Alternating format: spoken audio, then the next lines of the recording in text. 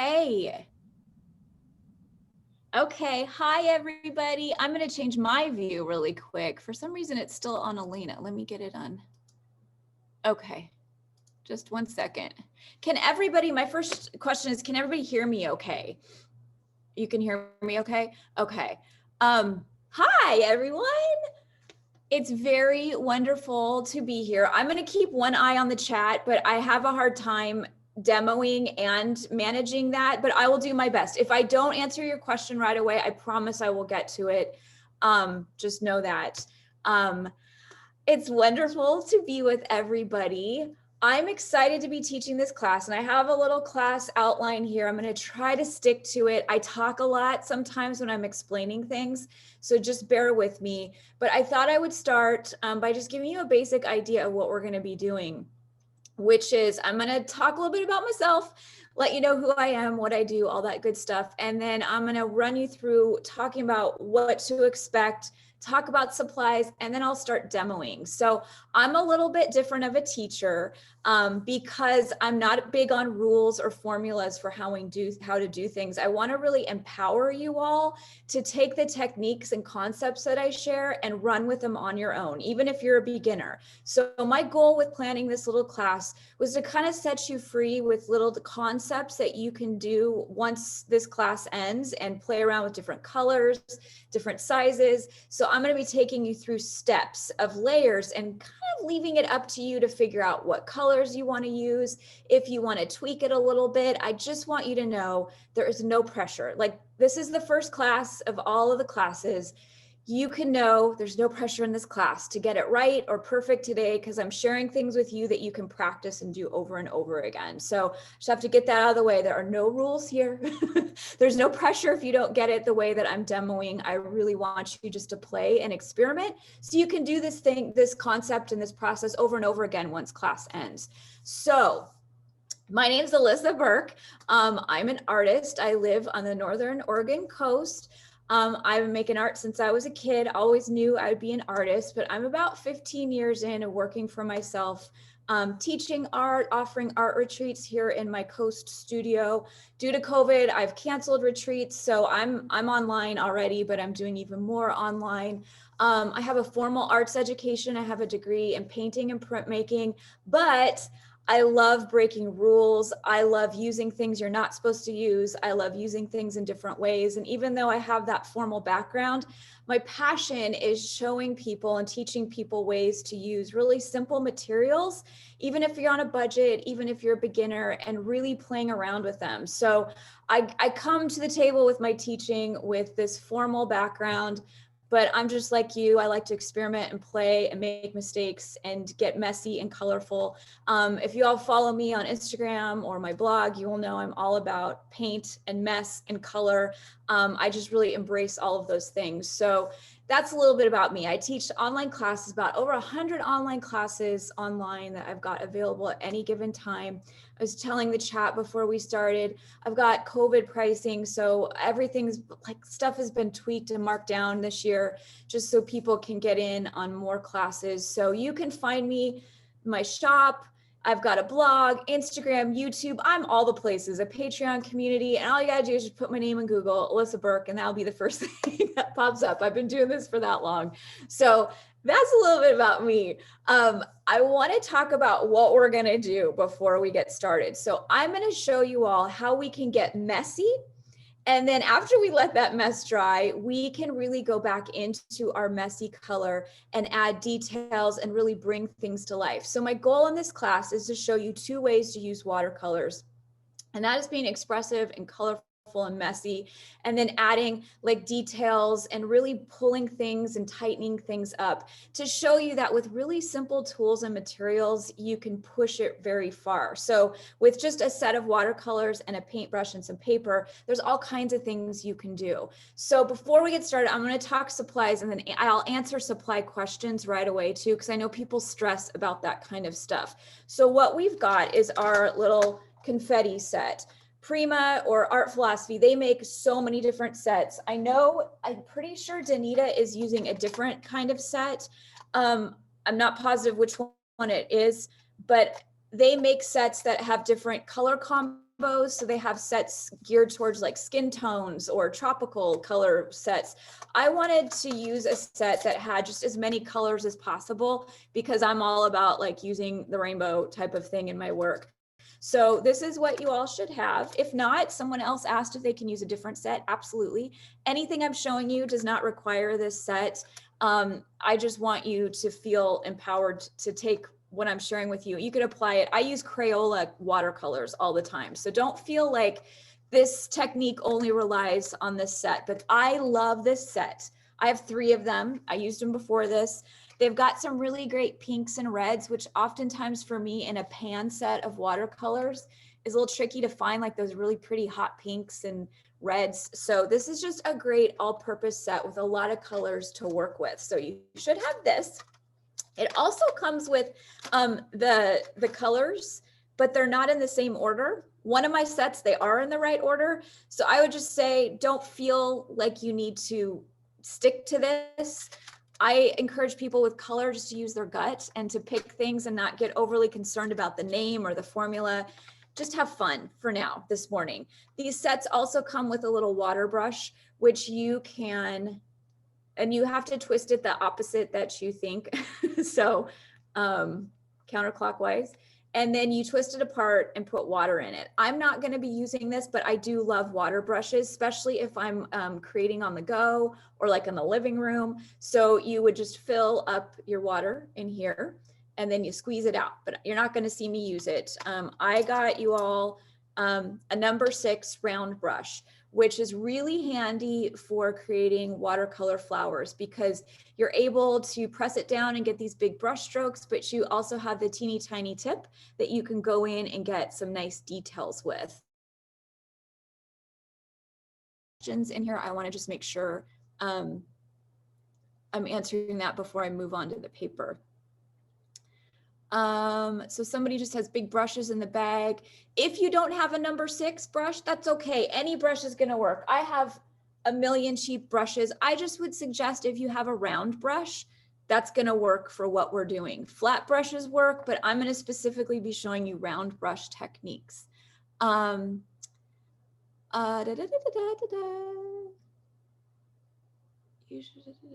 Sorry, I just want to make sure I got all the brush.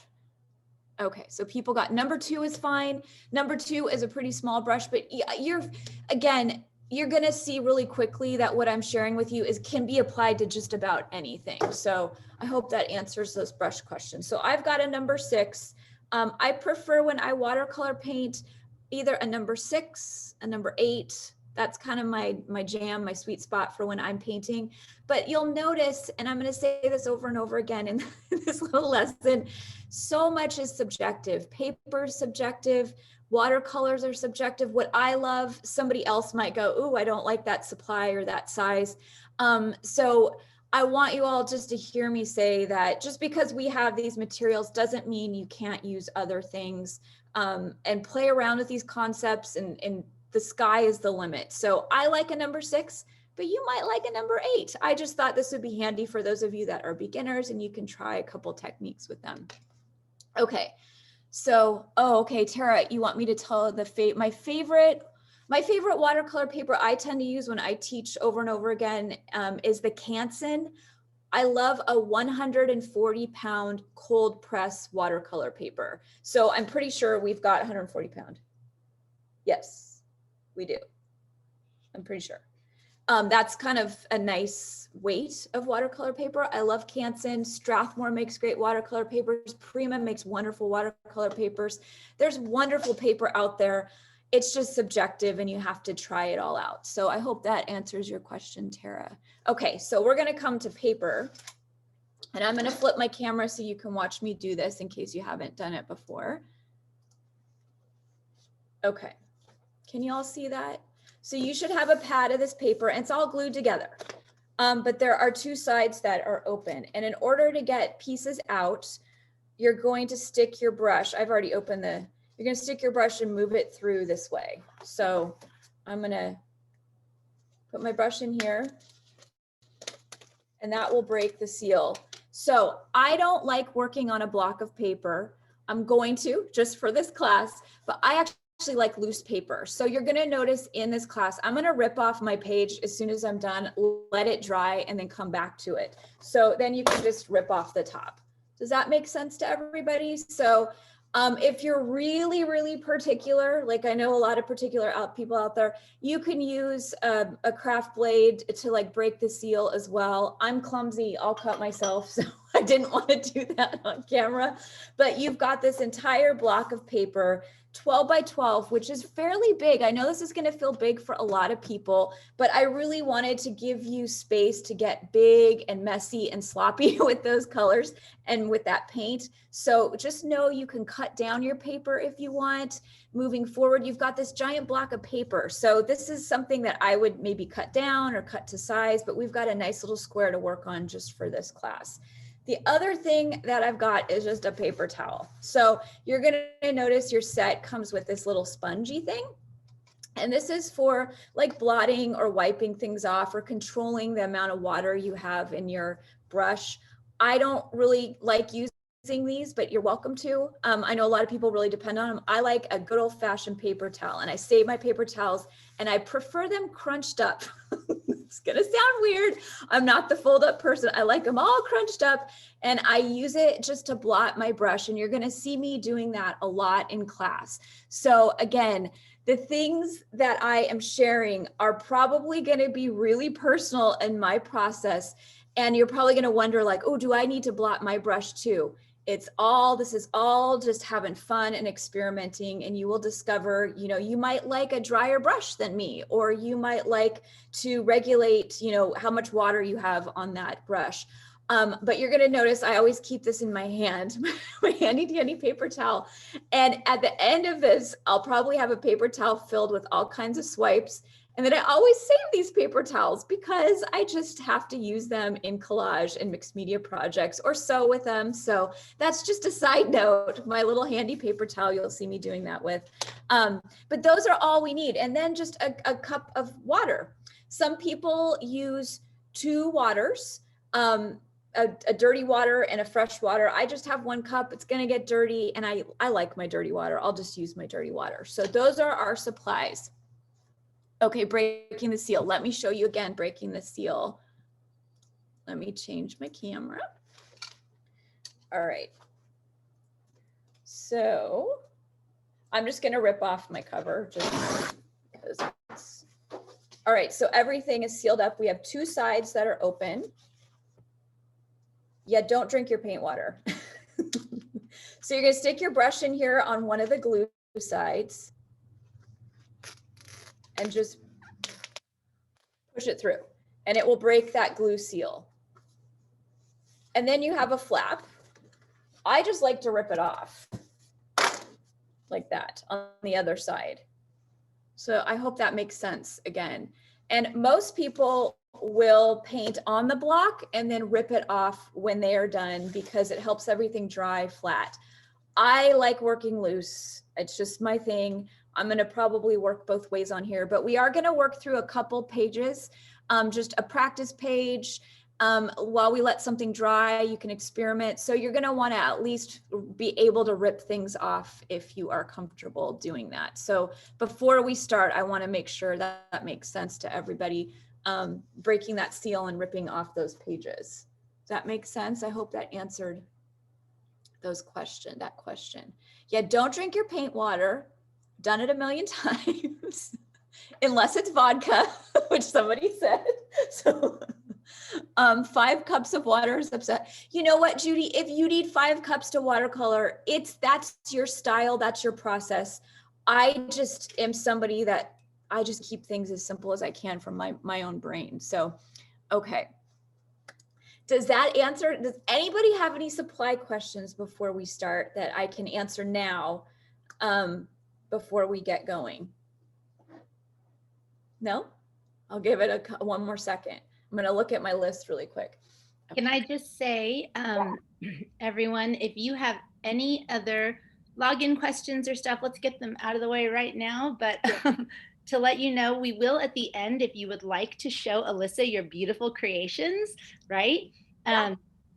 You can post it on the Facebook group. We would love for you to do that and tell everyone how much you love it, because for Encore, people can sign up for Alisa's class if they didn't sign up this time. But we will be able to let you into the camera. So we can make you a panelist and then you can show us your goodies. So we'll do that at the end, Alisa. Is that okay? Yeah. Okay. Yeah, good. and I have it set up so I'll probably have a little bit of extra time at the end. So I planned for that, hoping we could interact in that kind of a way. So yes, yeah. Great. Okay, one last question. For loose pages, do we have to tape it down? No, but you can. So I've got myself an art degree, but I don't care about rules. So I don't like taping my paper down, but you can. So and technically in watercolor, you would be told you should be taping things down or working on a block just to keep that paper flat as you're getting it wet. So if you want that paper just to stay in place, to be flat, don't rip it off of your pad yet. We'll work on the pad and then rip it off as we finish and then work on other things. The only reason I'm showing you and telling you this is because we're going to be working on a couple surfaces while something's drying and then coming back into it. So you'll have to rip it off. But yeah, I don't tape things down. I am somebody who even combines watercolors with acrylic and then scribbles over the top with Crayola markers. So I feel like if you feel comfortable and you want your paper to stay in place, tape it down, or just don't rip it off of here yet when you're working. So I'll work on my pad and then I'll rip it off after I finish my surface. So if that makes sense. Okay. All right. We were short one class. All right, I am going to start then. So I would suggest if you don't already have your set of watercolors out, to pull them out. I would suggest getting your water out, having your brush ready, and having something to blot with. Paper towel, napkin, a rag, you name it. So I'm going to give you a minute to get that all ready. I'm going to flip my camera and get myself ready, and then we'll start playing around with our sets of watercolors. So Hitomi is holding up the paintbrush. I think some people are having trouble seeing which brush it was in pre-med. Do you have the packaging? Because maybe that will help. Or Hitomi, Hitomi's got it right there. Okay, so Hitomi's holding up the packaging. It's a slim plastic thing. So if you're missing it, it did go in the goodie bag because we ended up giving it to everyone, not just people who took Alisa's class. So please dig in your goodie bag. It really should be in there. And if it's not, I'm happy to send you one if you would like. But that's what it looks like there, okay? Thanks, everyone. And Danette, me and you can private chat. Okay, so I'm just gonna get myself, I'm gonna raise my table a bit without, okay. All right, so I wanna make sure I'm not leaving anybody out in case you're still setting up. So we good to go? Oh, someone just dropped cream cheese on their paper. Yes, you can paint over cream cheese. Heck yeah. All right, so the first thing I want to do, so we are going to work through creating what I call a loose expressive floral. So we are gonna start with really, really messy color, and then we'll go back into it with details, and then we'll go back into it again with adding leaves and vines. But before we do that, I want you all to just mess around with your set of watercolors. So my opinion is, no matter how comfortable you are, no matter if you're like me and you've been making art your entire life, anytime I get a new set of anything, I have to see and test and figure out what I can do with it. So what I want you all to do, and I already started one this morning, is I'm going to set a little timer while we do it, just like a good 15 minutes, 10, 15 minutes. And I want you just to play around with what you've got with those colors. This is going to get you familiar with what's in the set, the way that everything feels. And it can be, I have watercolor friends who are very detailed, and theirs are these perfect circles that are the same size, and they write out the name and the formula of how they got it. And then there's people like me that just I just want to play with it. I just want to see how things look, how saturated I can go. I want to see how much water I can add. And I just start to fill a surface with experiments with color. So I want to give you the permission to be as detail oriented as you want, or to be just super messy. And I want to give you about 10-15 minutes to just explore your set, because this is going to help you decide what colors you want to use moving forward. And no, you do not need to wet the paper. I just want you to play around. But if you like wet paper, go right ahead. I want you to figure out what feels comfortable to you. If you've never touched watercolors before, that's okay. You're just going to dip your brush in water, get that pan wet a couple times, swirl it around and see what happens. Maybe give it another dip in the water for a lighter shade, see what happens. At this point, I don't want you overthinking. It's too early to overthink, at least here in the US. It's just too early to overthink. So I want you just to have fun if you want to be messy.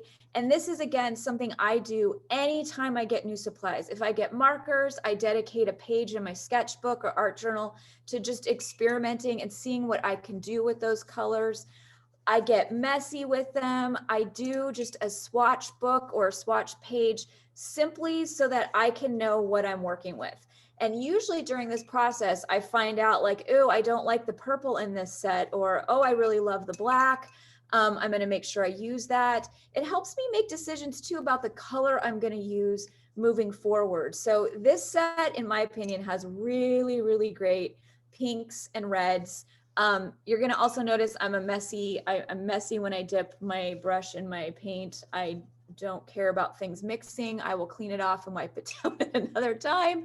I just don't care if things get, if colors get into other colors. I'm okay with it. You'll notice me doing that. But this is really your chance to just see, okay, I like the pinks, or I really like the yellows. I'm going to pick those colors moving forward. Nothing more than just experimenting and getting to know the colors, the way the paint feels, as well as your brush, just seeing, how it feels to dip back and forth. So I'm going to set my timer. And if you don't finish a whole page, that's okay. I just want you to kind of get those colors wet, get them on your page in a swatch or a brush stroke, just to see what you're working with. And again, moving forward, we've only got 3 hours for this class, but my hope is to inspire and spark a love of watercolors, not necessarily getting you to be an expert today, but really getting some basic ideas so you can move forward experimenting. So I want you to grab that paper, grab your watercolors, your water vessel, and start just getting some color on that page with swatches. I'm actually going to fill up the rest of mine. I can answer questions or chat while I do this, but I'm going to try to stay on track with time, but I want to give you all some time to just do what I'm doing in your own space. So I'm going to set the clock and I'll work through mine. Timer. There we go. Okay. Any questions before? Can I just tell you, Alisa, that you are amazing with how you can talk and make art. Like on all your videos, you're just making away and talking. And we're just like, look at her go. I've gotten better at it since being a mom, because I've spent so many years now with my kid while I'm like teaching on something, and I'm like, yeah, okay, having like 2 conversations at once. So it's, multitasking is a real thing. Yeah, oh my gosh. It's so totally great. Is. Okay, I'm gonna fill mine. And can I just tell everyone that when you're chatting, there is an option to chat to the attendees and the panelists. Some of you are chatting just to the panelists, but to chat with each other, put it on panelists and attendees, and then everyone can see what you're saying. All right, go Alisa, more talking. Okay, so I'm just gonna fill up my page. And I always keep pages like this, and you feel free to just listen to me. I'm not doing anything important. So you all work while I yammer on. I keep pages like this in my studio on my wall.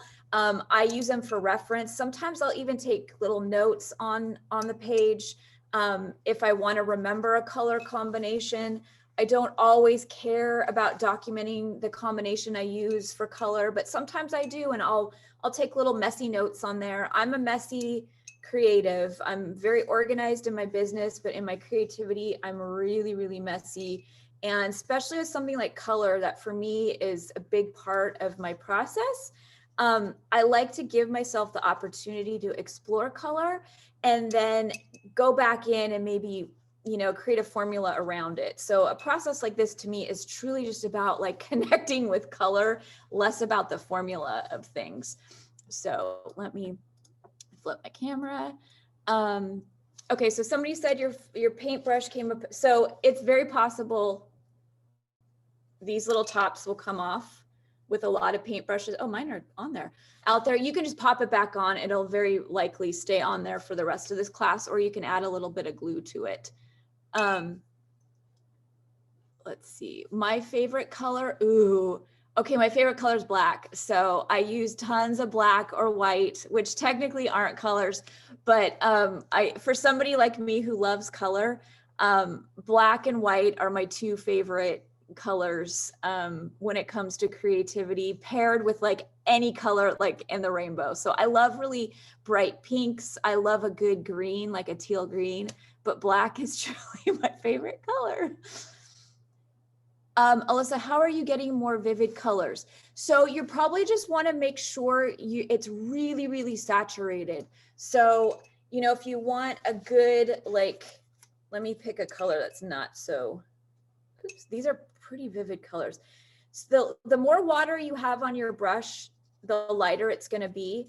But if you really load up your brush, like, I mean, I really load it up, like, and I get it all messy too. So don't judge me, but load it up really, really good. And then you're going to get a good saturated color. And then if I dip it a couple times, it's going to be a lot lighter. So some of these colors are way more saturated than others. These ones, these two reddish pinks over here, super saturated and vibrant, but I even take it a step further and get it like as gooey as I possibly can with my brush. So it's really watercolors. And again, I don't think I'm gonna have, you know, it's tricky with something like this because it's not a formula, in my opinion. It takes practice and really playing around with, and I'm hoping today just sparks an interest where you can go back in and figure out how you can play around with the water on your brush. For me, I know, I mean, I've been doing this for so long, I know the exact way to dip my brush and tap it and then wipe it like 2 times, and I have the perfect saturation point for my bristles. But it might be completely different for somebody else. So Judy, I would just suggest just experimenting and playing around with how much water you have on your brush and how many times you dip it into your pan, your paint pan. So oh, so Becky loves black too. Yay for the color black. I always wear black. I love black. I have a black wall in my studio. I love the color black. It's just it's a beautiful color. Okay, Judy figured it out. Good. Okay, I'm gonna fill up a little bit more of mine because, you know, I love color. Yes, some of these colors aren't super bright, which is fine. Some of them are like, wow, like, yeah. And some of them might feel similar or look similar. So when I got this set, I thought a lot of the yellows were pretty similar. And I was like, I wonder why there's this many yellows. I don't see too much of a difference between a few of these colors, but in my experience working with watercolors, I thought this was actually someone drank their paint water. Oh, no, don't drink your paint water. So some of the colors, like the browns, might feel similar. That's okay. It might just take some time to really figure out if there is a difference. This set for me is a great kind of beginner set, kind of a higher quality beginner set. So it's not going to be perfect, but you can always mix things too on the page. Don't drink your paint water. Oh my gosh. Be careful. Be careful drinking that paint water. Okay, what have I not done? This little sap color. And the cool thing about watercolors, for those of you, and if I've got advanced people in here, I apologize for, you know, repeating stuff you may already know, but I know I have probably a mixture of people here. is that you can layer watercolors. So I always, and we are going to start with lighter color and then get darker as we go. That's what's really fun about the medium of watercolors, is because you can layer things. You can even re-wet the surface. Things can mix and blend on that surface. That's why I love just a little palette of watercolors, because there's so many different ways that you can use it, and different places you can take it. So yes, Regina, I dip my brush in my coffee all the time. It's a terrible habit. It's a waste of coffee. But yeah, it's tricky. Okay. I'm gonna let you all work. Oops. I didn't mean to do that. Okay. I'm just gonna move this over.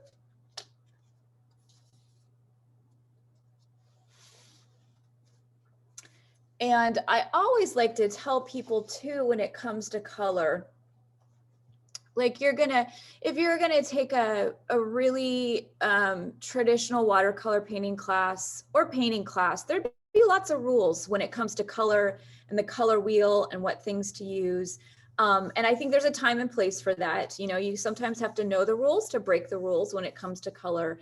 But for today, I just want to encourage you all to think about color with your gut, your intuition. That's the best advice I can give any artist, from beginner to advanced, is sometimes we just have to throw the rules out the window and the color wheel and just go, you know what, I'm feeling pink today. I'm going to go with pink. I don't care if pink matches whatever color, black. I'm going to pair the two together and see what happens. So as we, you know, explore color and then start playing with flowers, I want you all just to throw like any expectations of what those colors should be out the window. My only advice would be, when you are working with color, especially lots of vibrant color, you probably want to stay away from like making mud, unless you are going for a neutral brown theme. But I do like to tell people when I'm teaching painting, just toss out any expectation of what those colors should be. We're going to be picking colors. I'm going to let you all pick the colors you want to use. Pick with your gut. Just quickly make a decision as we move forward, like what colors you like the best, play around with it. You have an entire tablet of paper that after today and in the coming weeks, you can play around with different colors. So I know a lot of people tend to get caught up in like, what color goes with what, and what should I pick? And oh, that doesn't go. Don't even think about this for the next 3 hours. Just pick things with your intuition, your gut, like what are you feeling, your mood. I often tell people to tap into their emotions or their memories, or even just the way they're feeling, their vibe that day when it comes to the colors you use in any kind of work, where it's like, that's a way that you can bring your authentic self into something that's maybe just a floral. Is you can go, I'm feeling like bleak and dark and sad, and you can pick really dark gray colors. But if you are feeling something you're tapping into, you can pick all kinds of colors based on those emotions. And that's a really easy way to learn how to connect your emotions and your experiences with just your set of watercolors. And I love that color has that ability to bring those things into even art that nobody even knows might know what the meaning is behind it. So just keep that in mind as we move forward into actually painting our florals. I want you to pick those colors just with your gut. You don't have to use what I'm using. I'm going to use every color of the rainbow, but you can pick any colors when it comes to that. Yeah, mud is brown, green and purple. And I love browns. Like sometimes I'll just do like a brown or neutral based painting. I just know if people want like really vibrant colors, to just keep in mind, you want to stay away from things mixing too much. Or yeah, mud is like if you were to pick like every color of the rainbow and mix it together. So I'll show you real quick. So if I were to like do like red and then some blue, but then if I were to like add green on top of it, it would just start getting muddy and maybe not super vibrant. You know, so the more colors you add, this is watercolors, you can control it a little bit easier than you can with like acrylic paint, but you know, every color of the rainbow mixed together will make brown for the most part. So, okay, Judy asked what is the story with white. White, you can just tone down or lighten up things. So let me So if you want like a lighter, just like you would painting with acrylic paint, I'm gonna use my little, so if I want to add, I'll just mix it on here. And then I dip into my white. And you're just gonna lighten that pink up. So you can lighten things up by using more water, or you can lighten it up by using that white. And it'll be a little bit more opaque. So it'll be, you know, it's still gonna be translucent because it's watercolors, but it'll be a little bit more opaque and just be a lighter pink. So the white, you can lighten up your colors. I don't tend to use white a lot when I'm using watercolors, but it's a fun way to create neutral shades or shades of gray, lighter shades of things. You're welcome, Judy. Can you show how to, yeah, let me fill up my water brush and I'll show you. I'm gonna run over to my sink really quick. So you're gonna turn it counterclockwise. I'm gonna go fill it up really quick. Let me flip my camera. There we go.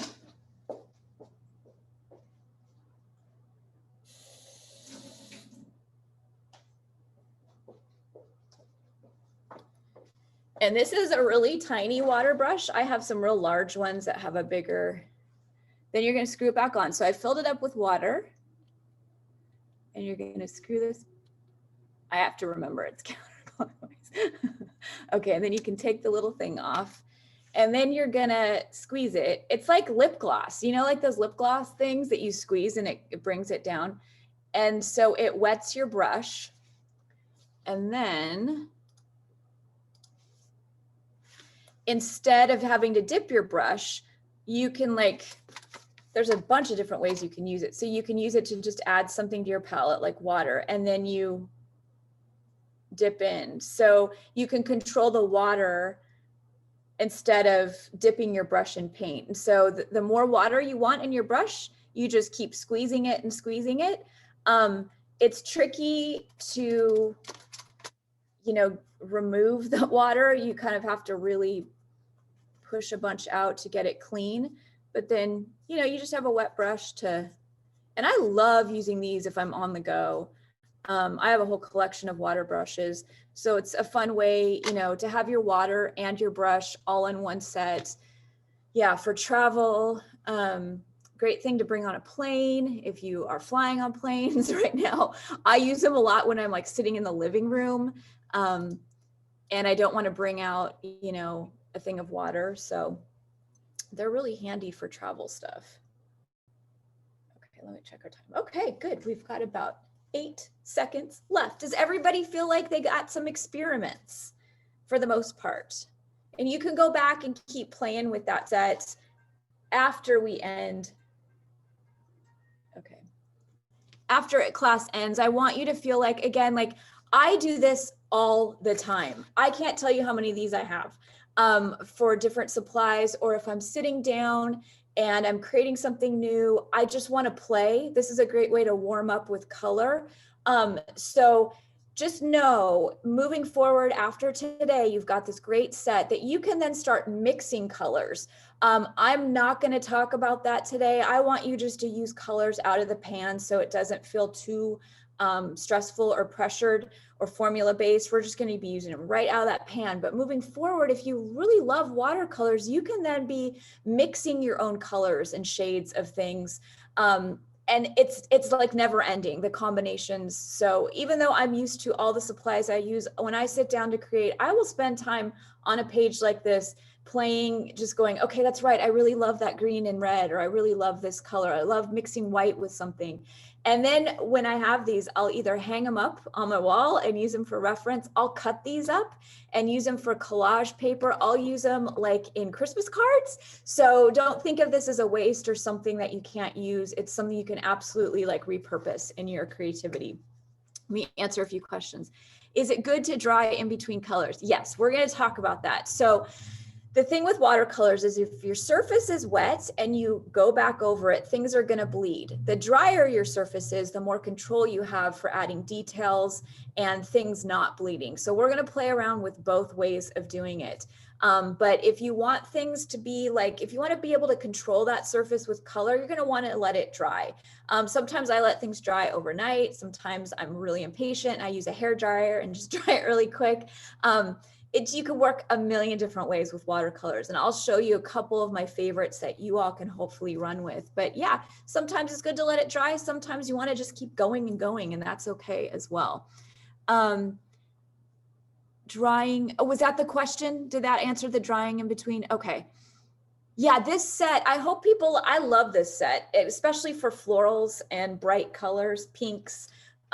This is a great set. So we are going to get started on our floral. And okay, just know, even though I've got this formal, my college art teachers would be like, oh my gosh, Alisa, what are you even talking about? Just know, just because I have a formal arts education doesn't mean I use technical terminology. So we are going to move on to a step that I call messy blobs of color. And this is my term that I use when I teach florals because I want it to feel really, really approachable. So we are going to start with a fresh piece of paper. So I'm going to give you all a second to rip this page off. Again, don't throw these away, repurpose them, do something creative with them, collage projects. So you're going to want just your block of paper ready to go. And I'm going to flip the camera.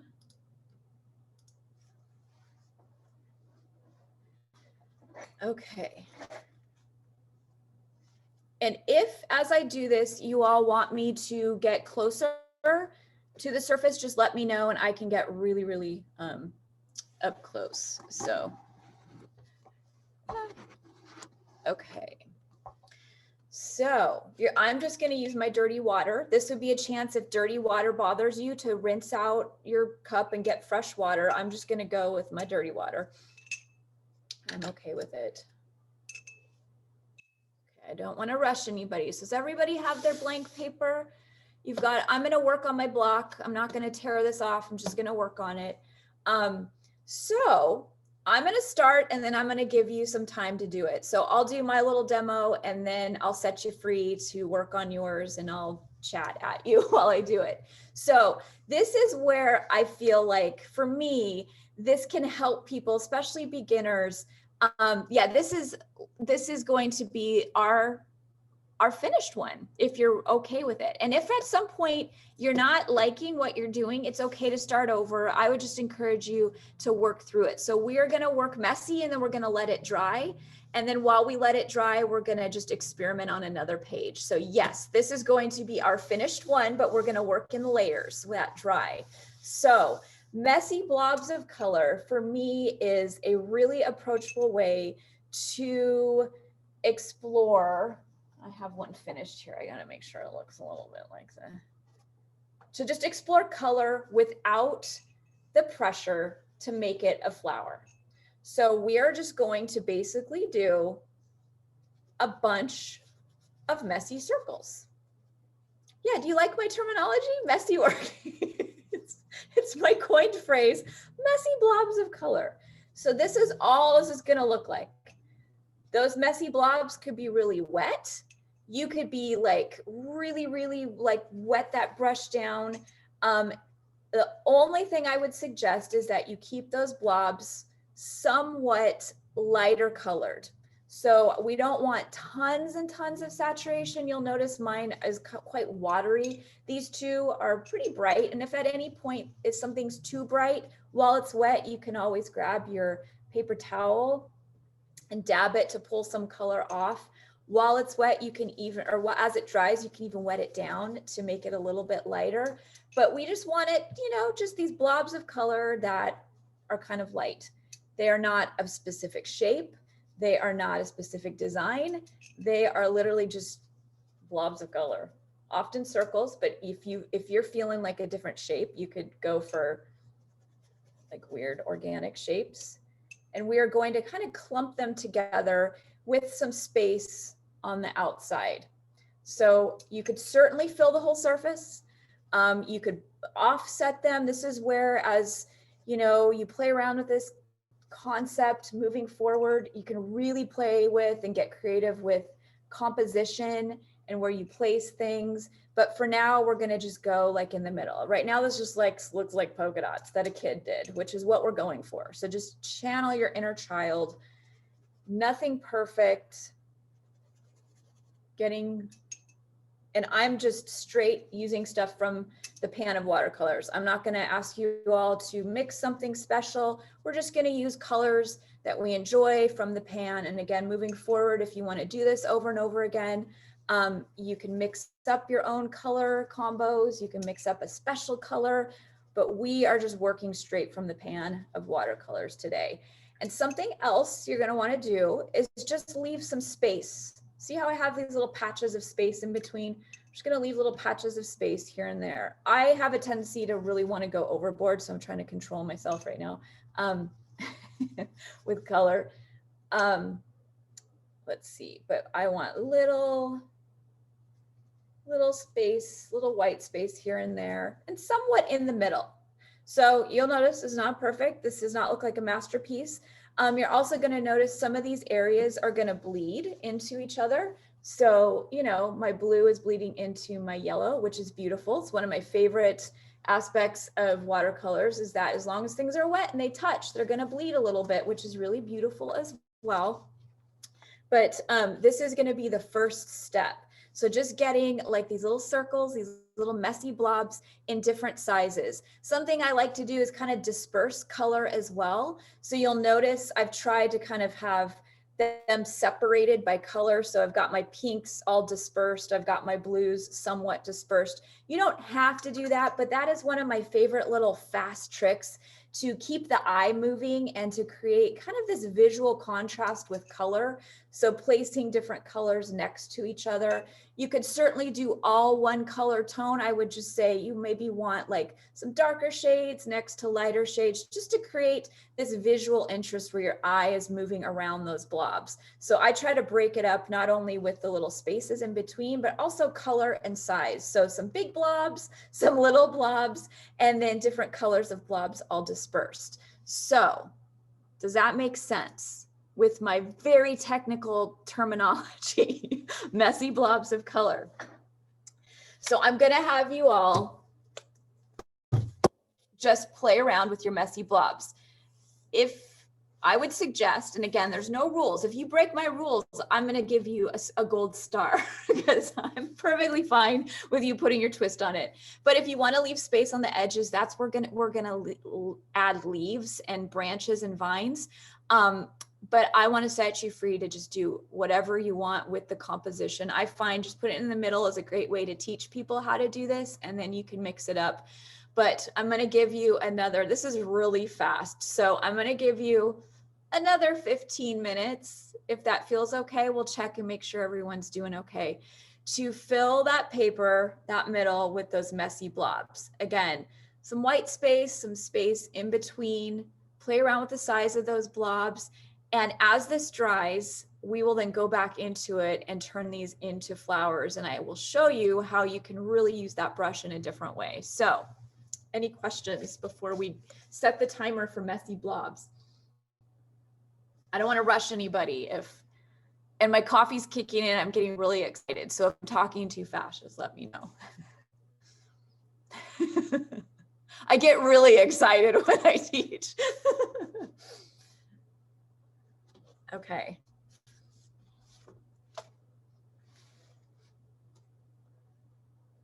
All right, I'm gonna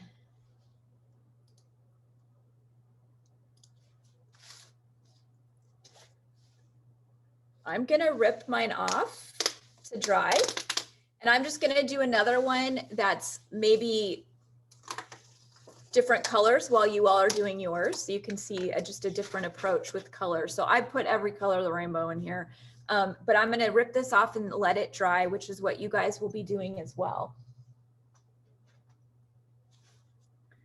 Okay. Alisa, can you show us how to get the different shades of the colors? Maybe like how I know you say you're really used to knowing to dip, get this Yeah. much swirl, and then tap on your paint on your towel and you're ready to go. But maybe you can show us a little technique of how you get all those variations of shade. So for me, the rule of thumb is the lighter you want it, the more color you want in your brush. So I'll dip my brush real good and get it real drippy, like it's almost dripping off of my brush. And then I will put that in my paint and then just get that paint on the page. But while it's on that page, if at any point it feels like too light or too dark, I will add more water to the page. So you can also do this on your palette and mix it. So you can add that paint here and just add more water for a lighter shade. So it's all about the water. The soggier that brush is, the lighter things are gonna be. And the drier that brush is, the darker things are gonna be. So my brush is drier and I've got a real dark blob of color, but the minute I dip my brush, it's going to be really light and translucent. Does that make sense? So I just go back and forth. And you know what, for me, it differs depending on the supplies I'm using. So some supplies, some watercolor, I have to dip my brush a million times to get a real light, translucent color, just because some paint is really, really vibrant and saturated. Some of these colors in this pan are so vibrant that I do have to mix quite a bit of color. So I tend to dip water, dip in my paint with my brush, evaluate if it feels good to me. Too dark, add a little bit more, and just work back and forth. So again, I don't know if 3 hours is enough time for everybody to get their perfect combo for their brain, but I can say just taking a step like this with messy color is actually a really fun approach, just practicing what feels right for you. So what feels right for me is probably not going to feel right for all of you, but this is a great way to actually practice before we get into adding those details of like how many times you like to dip or how many times, you add water to the surface, if that makes sense. And that's why I like this messy technique, is because it actually gives you the opportunity to play around with color without it having to be perfect or a perfect formula. So just know that the more water you add, the lighter things are going to be. I hope that makes sense. And if I were teaching one of my retreats here in my studio, which they were like 3 to 4 day retreats, we would probably spend a whole day just playing around with dipping and water and getting things, and then by the end of the day, people would have a basic idea of the way the formula, the kind of way they like it. But for today, I thought messy blobs of color is like the perfect process to figure out what feels right to you, and using that brush. Like I like to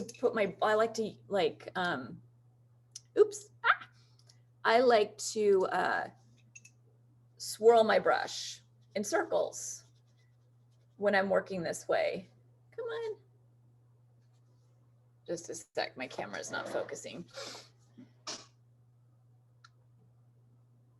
Okay, let me see if I can fix this. 1 second.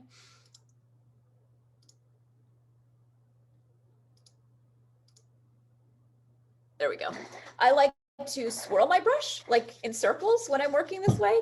Somebody out there working with us might like to do it this way. So this opportunity to get messy is a great way to figure out like what feels right to you and what kind of feels like, okay, Alisa's doing it in circles, but I like doing it, vertical or horizontal or, in a different way. Stephanie, the camera I'm using is above me is an InSwan camera. It's like a document camera that you can hook up to Zoom. And then I've got my computer camera, and then I can click it back and forth. So I do a bunch of streaming tutorials in my Patreon community. And so this is the setup that works the best. This little camera that I use to show my hands, it's not as great as like the cameras I film my classes on, but I think it's good enough for like streaming stuff. So it's called an InSwan document camera. They're really, really handy. Yes, you're welcome. So I'm just gonna do this with all shades of pink. So y'all can see that, you know, it is possible to do this without every color of the rainbow. And this is where it gets fun doing expressive florals, where you can really, really have fun with your color combinations.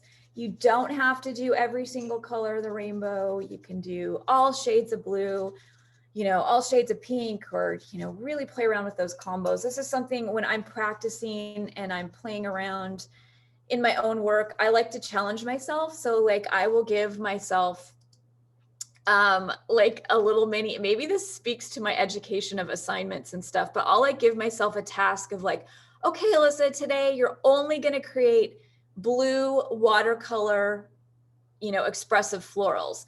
And that's really uncomfortable to me because it's hard. It's like blue flowers. How can I do that? I want pink.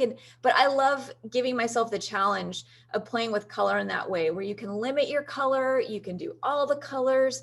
And I'm hoping that after this morning, you all will be inspired to kind of play around with these watercolor sets this way. Moving forward with color, like you can take these expressive florals and just go wild with a variety of different color combos. Julie, does this need to be sealed? No, I don't normally seal watercolor paintings at all. When it's done, it's done. And, you know, it depends what you do with it too, is up to you. Oftentimes these watercolor paintings, I will scan them and turn them into digital art, think products that I do, fabric. I will also cut some of these up. So again, if you create a watercolor floral this morning and you're just not digging it, it's just like, this was fun, but I don't like the way this looks. I need to practice. You can cut it up. You can collage with it. I actually like cutting like little blobs of color out of things. So no, you don't need to seal it. It'll be done. And you can use it in a variety of different ways. Mindy, do you teach or do other forms of art? Oh yeah. So I'm known for my acrylic painting, as well as like my really large acrylic paintings. I love to paint walls and murals. I've done everything because of my education and just making art for as long as I have. So my parents are potters as well. So I glaze pottery, you name it. I kind of work in all kinds of mediums. So watercolors is one of my favorite mediums to teach in because it's a great introduction for people when it comes to concepts of connecting with color and expressive, you know, paintbrush techniques, or playing around with just paint. I know a lot of people, paint can freak people out.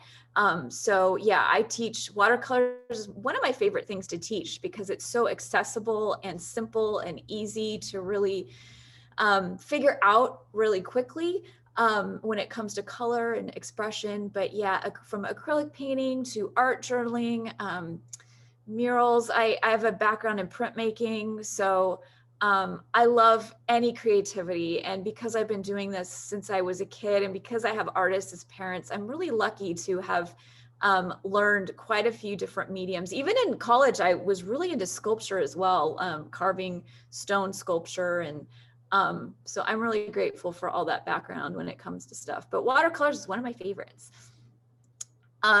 Debbie, can you go back and lighten colors up? Yes. So let me flip my camera. If something feels too dark, so mine are starting to dry a little bit, you can add some color to that surface, and different paper is going to react differently for doing this, but you can re-wet that surface, and you can even go back in and pull some of that paint away. It's not going to get rid of it completely, but you can absolutely lighten things up or play around with, you know, pulling color away. So I hope that helps. This paper I've noticed, I love this paper. It actually dries really quickly as well, but I've noticed it's kind of harder to lighten it up the way maybe some other papers work and react with water and color. So just keep that in mind. You may be able to do things in a different way with different supplies, depending on, you know, what that paper feels like.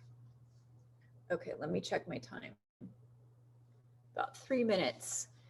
All right, do you all have blobs on your surface? I hope you do. I hope it's making sense. Yes, yay.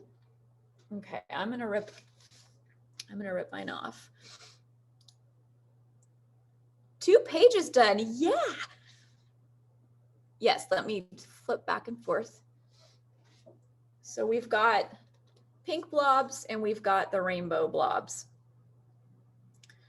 And then I've got another one that's already dry. So I've got a lot of blobs, I've got a lot of blobs here. And something else I will do with these, this is for those of you that have limited time in your schedule, much like myself, even though I make art for a living. This blob process is a really great thing to do when you're limited with time in your schedule. So on days, you know, where I'm working a lot or I'm editing stuff and I can't create, I spend, you know, my 20 minutes of free time covering a few surfaces of blobs, and that's all I do for the day sometimes. But then I can go back in over a span of time, over weeks and months, and use these surfaces and really go in with details, which is what we're going to be doing. And the details are my favorite part because it's really relaxing. It's quite zen. So if you're someone that has limited time, you can work in chunks with anything I'm showing you in this class. So it's blob day, you know, and this is also a fun thing to do with kids. So I will sit down, my daughter's 9 and she draws phenomenally, but you know, it's a fun thing to do and sit down and go, okay, let's create, you know, 10 pages in our art journals of messy blobs. And then we can go back into those blobs and transform them over time. So the things that I'm going to be showing you moving forward with the blobs is going to give you the opportunity to actually work in layers and steps. So when you have lots of time, you can work on details, or you can work on 1 flower a day for like 7 days and then finish something like this. So the blob process is a great way to create with limited time, but it's also a great way to get expressive. So I really love details. I love to draw. I love taking my time, but I also am split because I like being messy and expressive and connecting with my feelings and color. And so these 2 layers really give you the best of both worlds, where you can, you know, be messy without rules and just do these weird blobs. And then once things dry, you can really pull it together with details and time and kind of relaxing through the process. So that's why I love, especially with people that feel like they're a beginner with watercolors or even drawing, I like sharing something like this because you can pair 2 really great concepts together. And that's my brain. Like, I'm messy and expressive, but I also love details and drawing and illustration. So I hope that it will inspire you all to really embrace those messy blobs of color. It's blobber unity. I love that. That's a great, maybe we should coin that phrase, blobber unity. Yeah, blobber unity, putting the 2 together. All right, a couple more minutes. No, a couple more seconds. All right, which one am I gonna pick for my page? I'm gonna take a big drink of water before I.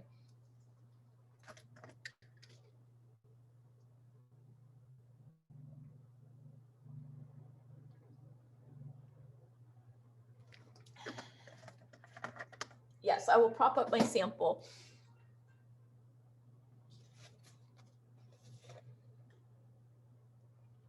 Okay. Does everybody feel like they have some blobs? I want to make sure, because the next thing we're going to do depends on our blobs in a little bit. So we are going to set these aside to dry. So I'm going to, I'm just going to pull this off my page.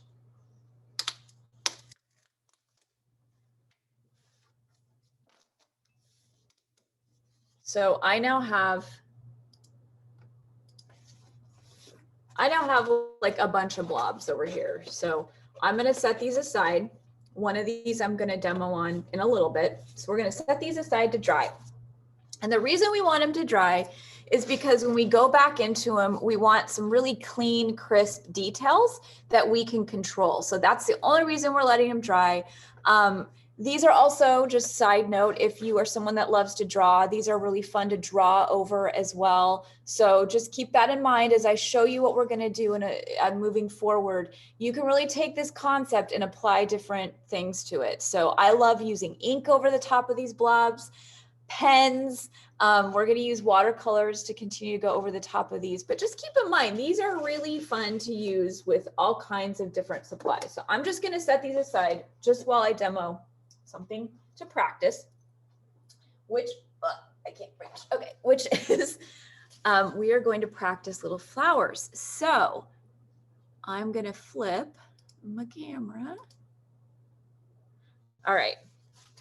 So while our pages are drying, we are going to do the complete opposite of what we just did. And that is, this does look like a glass of wine, doesn't it? We are going to play around with using our brush in a completely different way. So our little size 6 brushes have this wonderful little tip and kind of this barrel or belly in the brush. So if you move it around in different ways, you can get all kinds of different lines and brush strokes, which can be turned into details that we'll be adding over the top of our blobs. So what we're going to do is use another page for experimentation. Again, don't throw these pages away, use them, repurpose them in other projects. But what we are going to do is work with detail. So I'm going to see if I can get even closer. Move my table up. Okay, now I have to stand up. Okay. The first thing I want you all to play around with is how you can move your brush in different ways. So I'm just going to pick a random color. Doesn't need to be green. You can use black. You can use whatever color. And I just want you to see how far you can take that brush, the tip, as well as the barrel or the belly of that brush. So you're going to want quite a bit of color on that brush, but you'll notice my brush is getting a little bit weird. You can start with the tip of your brush and then you can press it down and then you can let go and then you can press it down and then you can let go. And there's a million different ways you can use that brush, which is what we are just doing right now, which is experimenting. So I like to use my brush just like I would a pen to add details. So what I want you to do for just a couple minutes, and then we're going to get a little bit more advanced with flower shapes. I want you just to grab that brush, get it really, really nice and saturated, like really get a lot of color on there. Notice how many times I'm like swishing my brush in there. So there's a lot of blue paint in there. My brush has a little bit of it's getting a little bit frayed, and then while it's really saturated, I just want you to see how many ways you can play around with that brush. Lines, swipes, teeny tiny lines with the tip, dots. And this, again, we're going to kind of take it a step further with flower shapes and designs on this experimental page. But I just want you for this first step to take that brush and see what you can do with it. If you flatten it and push it down, what do you get? If you lighten your pressure, what do you get? If you use that little tiny tip, like how many times can you swirl it around, or what can you do with those lines? It's all we're going to do first. And then I'm going to show you how you can take that brush and use it for flowers and details. Any questions before I set you free? Look at how far my table is. It's up so high. I look like a little kid.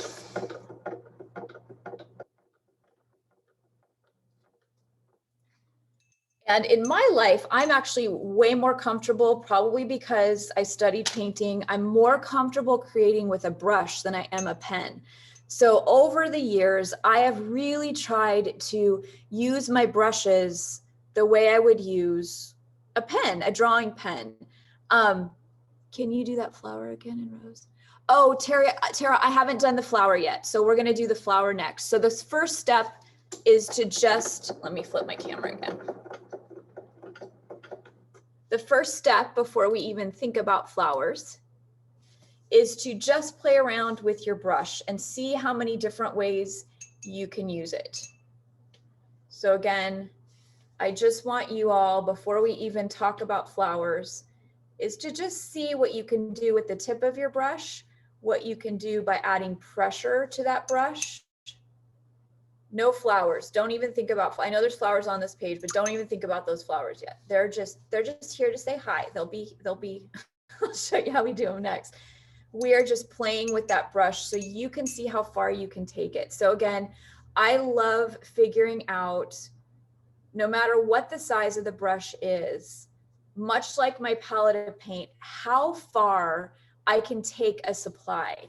And a round brush, you can really use it in a variety of different ways. So you can get a really broad stroke if you angle things. And then with that same tool, you can use that tiny tip to get really, really fine details. And this is where I think people out there who are working on a budget, people who are learning, I think sometimes it's really tempting to feel like you need to buy all the fancy supplies out there. I want people to see that with just a decent brush, a nice set of watercolors, you're able to really push it and take it far. So again, I want you all in this first step, before we even think about those flowers, dots, lines, using the tip, using the belly of that brush, broad strokes, fine strokes. Wet your brush as you go. Somebody's asking how my black is so black. I am just like, I mean, we are talking loading up my brush. So my brush is wet and I'm just like, getting it in there really good. See how many times, and I've got a nice little pool of paint kind of sitting at the top. I can already tell this is like too wet for me, but I will just use my handy dandy. And then again, starting with the fine, it's just seeing how far I can go. So the only reason it's so black is because I've just loaded it up. And now I'll dip it in water, which I might actually have to change my water at some point. I'll dip it in water and then it'll be a lot lighter. Okay, the stray hairs on the brush, you just have to pull them out as they go. Mine are even fraying a little bit already. This is a good middle of the road brush. I'm just gonna say, from a supply standpoint, there's a reason why some watercolor brushes are crazy expensive, like $40, $50, $100. They are not gonna probably fray or lose those bristles. And then some of the cheaper brushes, they are, and you just have to figure out how you work with it. So I tend to prefer some cheaper brushes because I can beat them up. I don't like buying something and then wrecking it. So I'm really hard on my own supply. So if you're getting little stray hairs on your brush, I would recommend just pulling them out. Things might fray a little bit on your bristles too, depending on the brush, you know, moving forward you're using. I just embrace it. I just go with it and I adapt. You know, again, if I want something like, you know, $100 brush, maybe I would buy it if I really, really needed it to perform the way I wanted it to. But some of these brushes are just going to do that. So pull out the little fray. Some stray hairs will often get stuck in your paint as well. You can just kind of pluck them out or use that paper towel to pull them out. But again, I just want you to maybe just fill a part of your page with lines just to see how far you can take that brush before I show you all how I do petals and leaves and vines. So I'm gonna give you a chance. Do you all mind if I run to my bathroom really quick and go potty? Go Is that potty, okay? Lisa, go potty. Yeah, I'm just kidding. I'll be right back. You can leave it on, leave the camera on the. Okay, I'll leave it right here. And perfect. Yay. I'm gonna get water too. I'll be right back. Yes. Does anyone else have any other questions?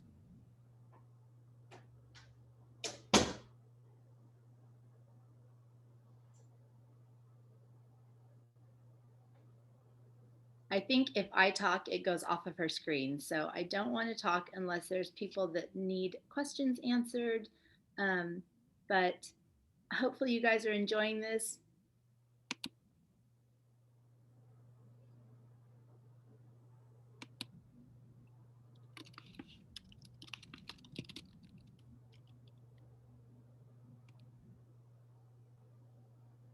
Great. Yes, I think she's amazing as well.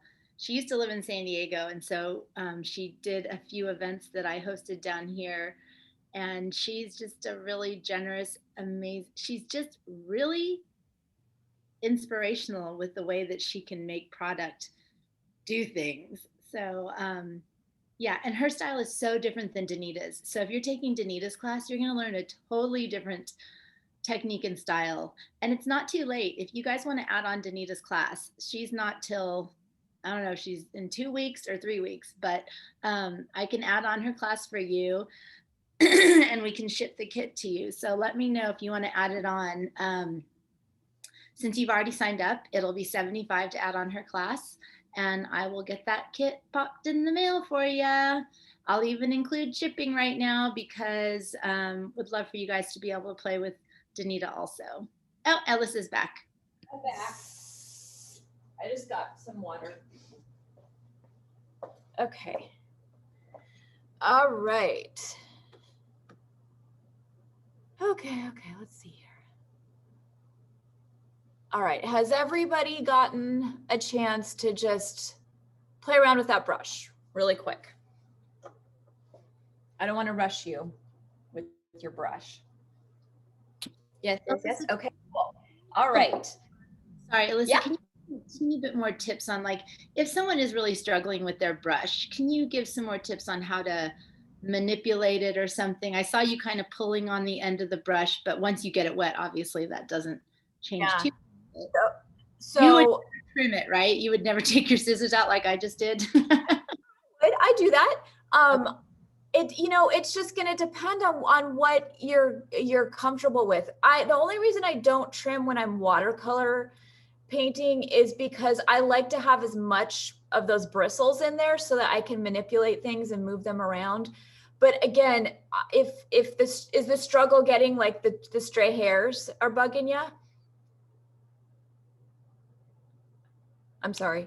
Oh. Not me, but I saw people posting, and I know that that is a thing with your paintbrushes, right? Yeah, and again, so I don't want to like say bad things about a brush.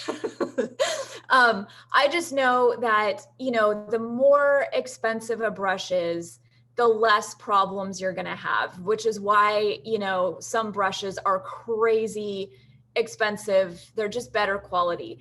This is like a middle of the road brush, and it's just going to be trickier to use if, when it comes to like the bristles or something being imperfect here and there. Yeah, the black velvet brushes are great brushes, Terry. That's my favorite brush to use when I'm watercoloring. And that's another middle of the road brush. So yeah, I would just say right now, it's totally okay if it's not working perfect. You're going to be able to get the gist of what we're doing, and then figure out if, there's a different brush or a different way of doing something, or even a bigger brush or a smaller brush that is going to work better. But I would say, I like to, as I dip, I'm not going to like manipulate it while I'm working, but I do a lot of like just trying to keep the point as pointy as possible so that I can, work without like getting paint or water off of there. So, I mean, I wish I love Prima and I love Prima products. I just know when you're working with brushes like this, sometimes some brands and even a certain size can be tricky, while you'll get like another one. Like I have two and they're doing different things completely. So I'm picking the one, like one of them's really fraying a lot. So I'm just like, okay, I'm going to set that aside.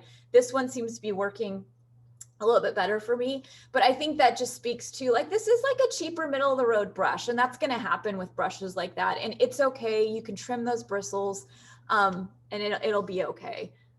Terry, talk about the bristles on the water. Yeah, the bristles on the water brush are going to feel different too. Plus this is a larger brush as well. So I'll just do a little, you're going to be able to do the same stuff.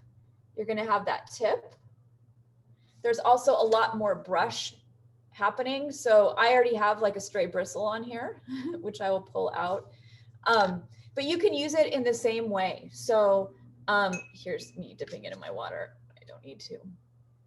So this is a larger brush. I'd assume all these brushes are synthetic hair, you know, they're not animal hair. So there's some sort of like synthetic material. So, you know, different things are going to work differently, but this is a way bigger head to that brush. And you've got more of it because it's soaking up that water. So I love the water brush. I love this Prima brush. It might just be not as perfect as, you know, and that's all brushes are like that, unless again, you're paying like a lot of money. You guys know the Prima brush is like $7. So it's not, exactly. It's not a top of the line brush. It's a great one for learning, right? Exactly. And here I am sitting at my big table like a little kid. And again, so like those black velvet, like watercolor artists are so particular about their brushes. So I have used anything and everything out there. I'm just not the artist who should be splurging on brushes because I treat them really bad. I don't rinse them the way I should. So I don't tend to splurge very often. I'll splurge on other supplies. But yeah, any, you know, like a $2 to $10 brush is still kind of low to middle end of the market when it comes to brushes. And then as you get more expensive, you're just going to get a brush that's like, it's not going to fray. It's not going to have like little loose ends, that type of thing. So Mindy asked if I prefer, I don't use animal hair brushes just because I just don't. I try not to, it kind of makes me sad, but I know a lot of people love animal hair brushes for their watercolor painting. So I try to just use synthetic stuff. Again, animal hair brushes are really expensive too. So or more expensive than, you know, the synthetic ones. Julie asks, what's the difference between watercolor and acrylic brushes? They're just all made differently. So I use both. Like I'll use acrylic brushes with my watercolors. What I don't do is like, I'll have brushes set aside that only get dipped in watercolors. But I will use brushes made for acrylic paint that I will still use with watercolors and vice versa. So there's different qualities to watercolor brushes often. There's different like handles, the bristles can be different. Acrylic can really beat up a paintbrush quick. So a lot of times, as well as like I glaze a lot of pottery as well, and synthetic brushes, when they're dipped in certain things, ink, glaze, they'll almost like expand over time and fray. So some brushes are made not to do that depending on their price point. So I know people feel like in order to watercolor, they have to use a brush made for watercolors, which you don't. You can use just about anything that can be dipped in water. So there's just different brushes made for different things, if that makes sense. Julie said, I have a hard time getting to a point then wide. Okay, well, we're going to practice that with some flower petals next, unless we have more brush questions. So I would say right now, just go with the fact that your brush, if it is giving you problems, just embrace it and let it be. Even if there's like a fray, like a little fray, like a stray hair, just let it kind of make the mark that it makes. And then after today, if you are like, you know what, I love this process, but I want a better brush, start doing some research with brushes that, you know, might feel or look better, or brushes people recommend. My favorite to watercolor with on the middle end of the market is that black velvet brush. They make, it's little, it's probably not spendy. I'm probably just really cheap, but it's a great brush, and you can buy them in all sorts of different sizes. They're just like a really yummy watercolor brush, or brush for ink painting, that type of thing. So I would say if you fall in love with this process, do a little research and figure out what people are recommending for round brushes, and then maybe splurge on a brand new brush after this. And that might make all the difference in the world. So Okay, I'm gonna flip my camera unless people have more questions. Okay, Mindy asked, what's the go-to size that you can do with lots of paintings? So I like, my little sweet spot for floral paintings is a size 6 and a size 8. Those are my two favorites. I find that I can do a lot with those two sizes, but I can actually do quite a bit with even bigger sizes as long as I have like, can get it to a nice tip. So 6 and 8 are my sweet spot, but that's subjective. That's another thing that's a little bit personal. So, okay, before I will make sure I'm answering questions before I start on the, okay, so I'm gonna drink this coffee. Are you sure that's coffee? I'm positive. I always, a trick for those painters out there is you have 2 different vessels for your things. And then my coffee's always on the other side of the table. And then my water is like always like right where I'm working. So, all right. Or you can get a lid for your drink. That's true. Okay, let me make this even closer. Julie, let me just answer your question. Bigger the number, okay, so the bigger the number, I think it's the smaller the number, the smaller the bristles. I hope that I'm saying that right, because my brain is, this is a 6, an 8 is bigger than a 6.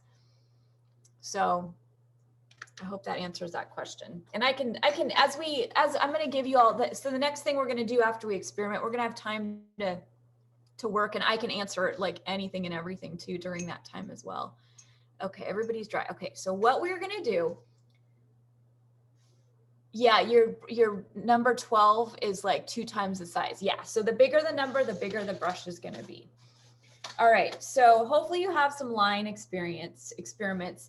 Now I'm just going to give you some basic flower petal shapes that we're going to then add over the top of our messy blobs. So I know I'm going to have to do this a couple times. I know you all are going to ask questions, and I'm down for all the questions. I'll do this a couple times and then see where you all are at. So we are going to just do a basic petal flower, which could be a variety of different kinds of flowers. So this is not a process where we're getting super specific with our flowers. I'm going to get some of this real bright pinkish red. I don't have the names of the colors, and it's very, very saturated. So I've got a lot of paint in my brush, and I am going to start with the tip of my brush. I'm going to drag it for just a second, and then I'm going to press the belly of the brush down and then slowly lift it up. And then I'm going to do it again. Okay, so all I'm doing is using the nature of my round brush.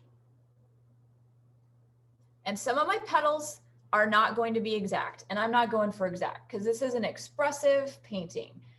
We are not going to draw our petals out. We are just going to use our brush. So I've been able to get 4 petals out of that dip of paint. I'm going to dip my brush again. I'm going to just dip it in water. Let's see if I can put everything. I'm just going to give it a little tiny dip in water. And then I'm going to get it saturated again. And I'm now standing, so I'm moving around my table because I'm kind of crammed in here. So I'm going to do the same thing. And I'm going to try to do it without my hand blocking. I'm going to just move this. And you can see it's not perfectly circular. There's a couple petals that are not perfect. I'm okay with that. We are not, if I wanted it to be perfect, I'd draw things out, and this is not the class we'll be doing that. So we are using our materials to create expressive loose flowers. So again, pressing it down and then boop, flipping it at the top. And I think I can get one more out of this. So I can zoom in even farther if you need, and then pulling it out. Okay, so I'm going to do this again. I'm going to do it with a different color. Do it with some orange. Again, I'm getting my brush super saturated at this point. It does not need to be. It's just, I want it to be darker on camera. So starting with that point, pushing it down, and then letting it go. Same thing. And I'm just letting the color do what it does. So as I pull my brush out, you can see the color kind of collects at the end of the flower petal, which is something I love. Like it brings me so much joy because it's the paint doing what the paint just organically does as you move your brush. So I'm not counting my petals. You could, I don't want to because then it makes me feel like I'm overthinking. So you'll have to like pardon me ahead of time if I don't have a good explanation for why I have a certain amount of petals. I'm just like feeling the vibes of creating a really expressive loose flower without the pressure to have it perfect. Okay, so you see how I do those petals? I'm gonna do another one, but I'm gonna go a little bit bigger. So I'm gonna do it in black because that's my favorite color. And this is gonna look like ink. So really, really saturated. I'm gonna go big. So we start with that little tiny tip and it's gonna go bigger. So I'm gonna just keep dragging it. So the longer you drag, the longer those petals are. I'm gonna dip my brush. I gotta get my water in here so you can see it. Okay, there we go. Dip my brush, get it saturated again. I want this really, really dark, so I'm gonna. So just drag. I mean, it could be really long if you wanted. Now, the bigger the brush you have the capacity to make really, really big petals. We are using these brushes for adding details. So, you know, you have the ability to kind of do these bigger petals, but not crazy big. Yeah, Becky just said, I like big. I have issues with small. That's how I am too. I love working big. Mindy, do I always start at the center? Yeah, but I'm going to actually work the opposite way in a second. So I'm going to show you this version and then we'll work from the other way. So see how it takes practice. I'm not going to promise you that you're going to master it. There's probably going to be a few of these little flowers they show you that are going to feel really, really easy at first. And then there's other things that it might take you a few days to really get comfortable. Like I could do this in my sleep. I'm working really, really slow to just show you how I work, but I'm usually just like flicking my hand around doing it super fast because it takes some practice. But once you get the practice, the sky is the limit for this. So you can even, you know, add more in a lighter color. So I'm just watering down my brush. And you can literally just get super creative with how you do this. Okay, and we haven't added centers yet, but we will. All right, so let me start from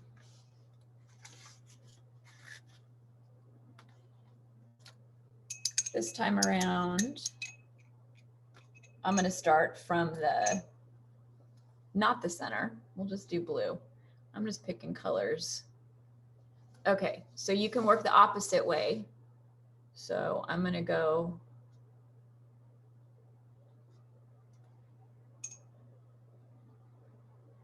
And I'm going to let them all meet in the middle. You could do it either way. I'm getting sloppy now, but that's okay. And you can also, you know, you'll notice the way that I held my brush, I can really focus on that point, or I can just start with a flat stroke and get that point at the bottom. So you can work either way. You can be sloppy about it, quick, you can curve things, and they're going to start looking totally different. So let me just answer questions before for some reason, no matter how much paint I put on, the color put on it doesn't color in completely. So that's going to just be trial and error. Again, I can't promise anybody that you're going to walk away knowing exactly the right combination or the right way to dip things, but I would just say maybe try a different color, or perhaps try just, you know, using a different combination of water, maybe have it more wet, but you aren't going to get a perfect saturation of color along that stroke. maybe with black, maybe with a super dark blue, but you're gonna get some variation. You're not gonna have it completely saturated. I mean, we aren't working this way in this class, but you know, having something saturated, sometimes you need to like draw it out and fill it in and get, you know, the right combination. But we are working, and we're not doing that. We are working with brush strokes. And so those brush strokes are going to be really, really loose and unpredictable. And so, you know, starting at the base and then pulling your brush towards the bottom, you're going to have more saturation at the bottom than at the start.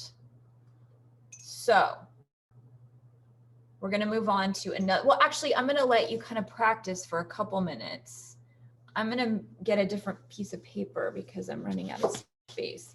Put this next to here. And I'm just going to, are we supposed to be painting our bras? You can paint your bra if you want. The first 4 petals look great, and then I need to get more paint. Now the rest are not so good. Yes, Terry, practice, but also embracing that, because once we start working over the top of our messy blobs, some of that is going to feel totally unimportant. So at this point, I just want you to get really acquainted with how you can do those petals. Because we're going to be layering them, and you're going to see really quickly as I work through mine, the same thing happens to me, and you just kind of embrace it. And that's the whole nature of using your brush for a variety of different things. So I'm going to do a couple more while you all work, and do a few, and then, oh, it was replying to you. Okay, no problem. And then I'm going to go on to another flower. So I'm just going to do a couple more because sometimes it helps just to watch.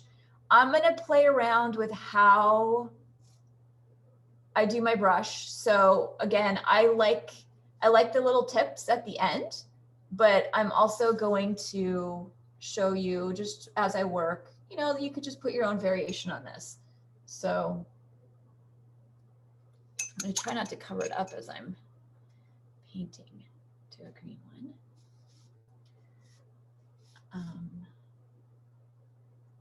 I'm going to curve this one.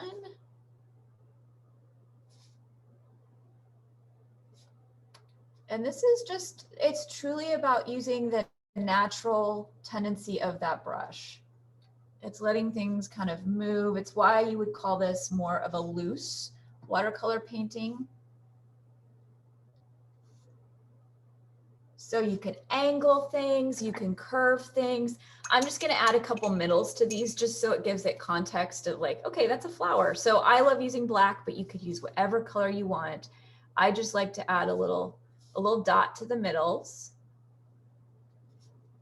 And you'll notice when I paint, sometimes I'll do half of a little flower. So, but I still add a middle because it's still, you can add these for, you know, things sticking out of your bouquet. And really quickly, it starts to feel, just with that little dot, it changes everything. Okay. Any questions before I move on to another basic flower? I don't want to rush you because we have lots of time.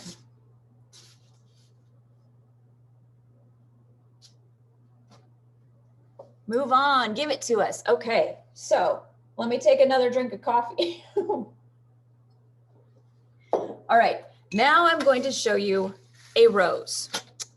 Just know this takes practice, okay? So don't get discouraged if you can't do it right away. And just keep in mind, these are little basic techniques we're gonna be doing to add to the top of our messy blobs. So I'm gonna just load up my brush.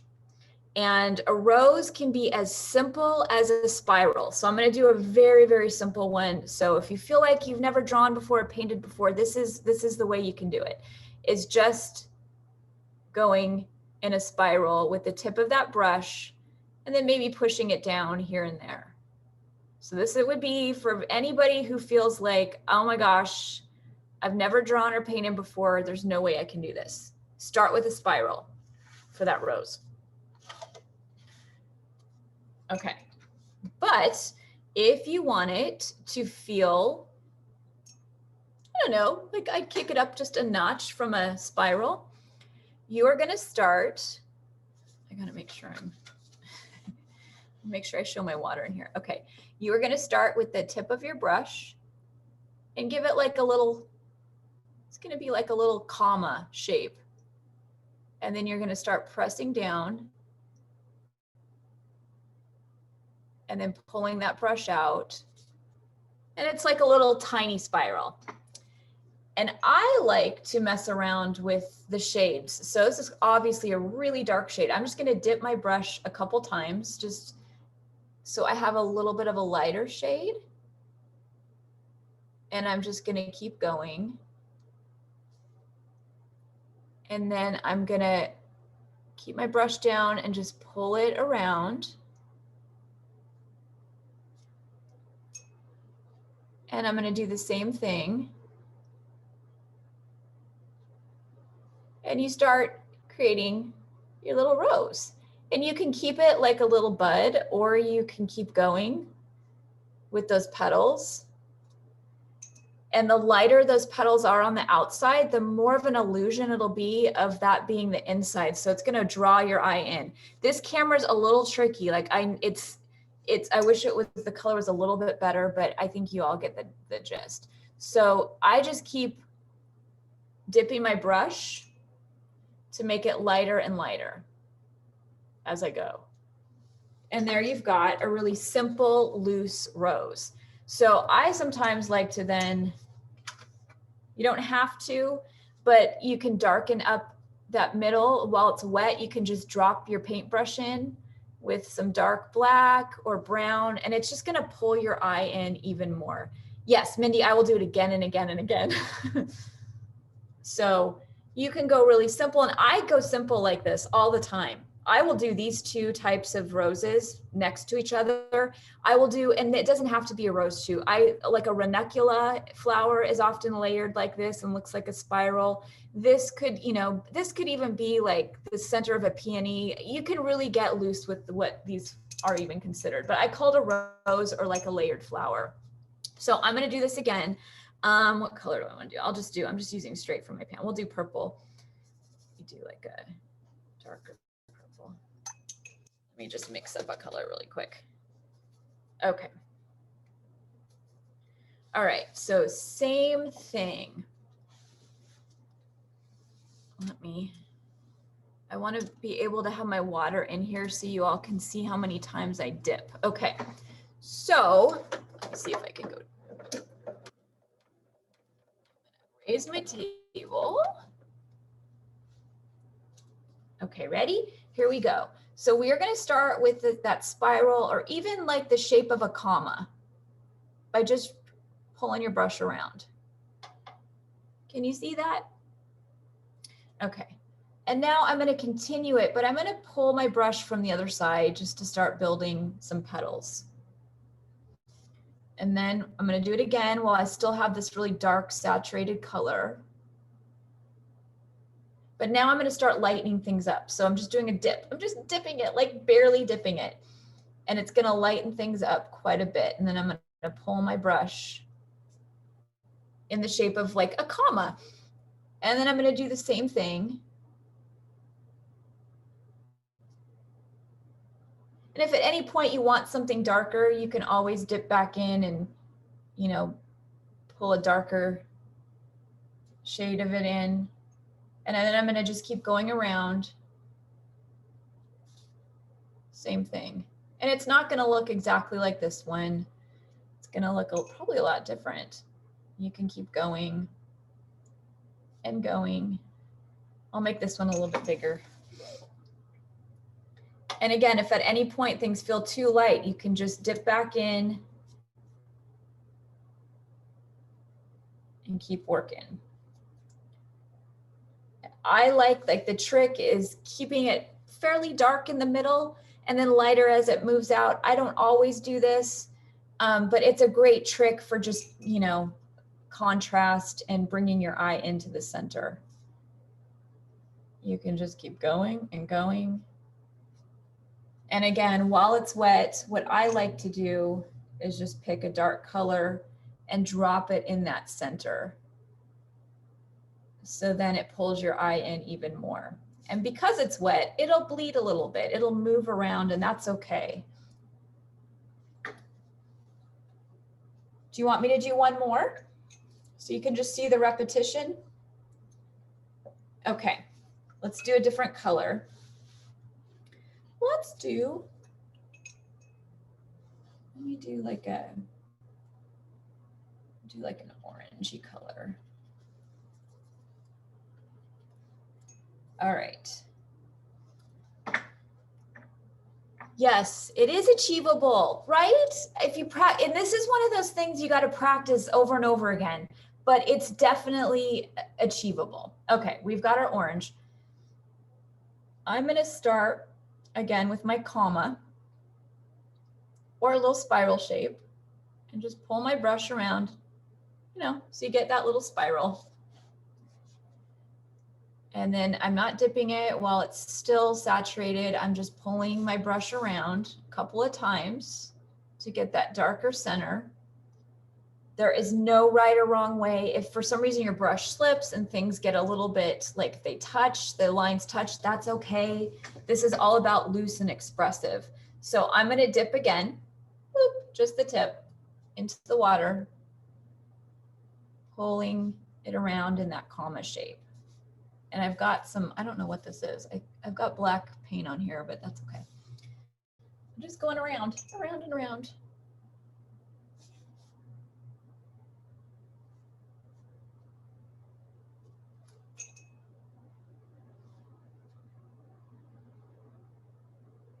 And it's okay, Terry, if you put your commas too far apart, that's okay. Some people, like I've taught this just hundreds of times and I've noticed everybody's look different. So some people put their commas super far apart and there'll be a lot of white showing. You can always go back in. Keep in mind, we're going to be doing this over the top of those messy blobs.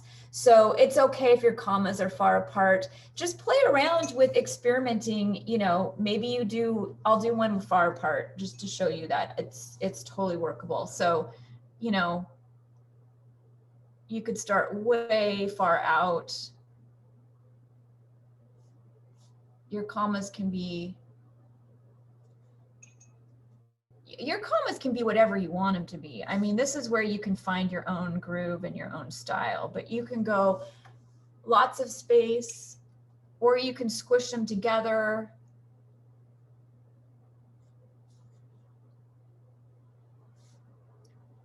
So it's possible. And I actually like doing this at times, especially if I'm working over the top of color. That white space won't be so noticeable. So you'll notice we're going to use these techniques over the top of our messy color, and it's not going to look white underneath. It's going to look totally different. So it's okay if your commas are far apart. It's okay even if it's a wonky rose, you know, if it's a little bit off. I'm just going to I feel like I want to do another spiral, just to show you how you can add a spiral next to things.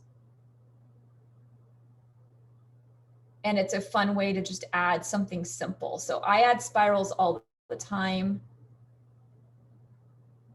And it can give this contrast and this push and pull of like, oh, look at this flower next to this flower. So those flowers don't have to be something that even have a name or recognizable. It can literally be an interesting shape or design. So see how easy, even with that spiral and color. Okay. Something else. Is everybody okay? I'll give you a sec. Before I move on, I'm going to move on to another concept. 2 more concepts, then we're going to work on our blobs. So I want to make sure everybody's okay. If you want me to do more of these, I will, because it's really helpful to watch people go over and over again. So if you want me to keep going with more roses or layered flowers, just let me know and I will do it. If not, I'm ready to keep going. Okay. All right. So another thing you can do, we'll go for the blobs. I have 2 more things to show you that we're going to need for over the blobs. So using that tip, you can just go I just want you to think about and be aware of something like this. This is what's going to really make a difference as we move forward over those blobs. So it doesn't look like the rose, doesn't look like the petal flower, but it's using that tip and really getting fine with details, or maybe like a really, really fine petals. This is another concept we're going to do as we move over them. Terry, you want me to do another one? Absolutely. Let me do one. I'm going to do one in black and gray. Do a black one. Okay, here we go. Woo. Oh my gosh, almost lost my water. Okay, here we go. One more for Terry. So we're starting with that comma. Just a little teeny spiral. Pulling our brush through. I'm going to keep it pretty dark. And now I'm going to do a little dip in the water. And then just pull my brush through.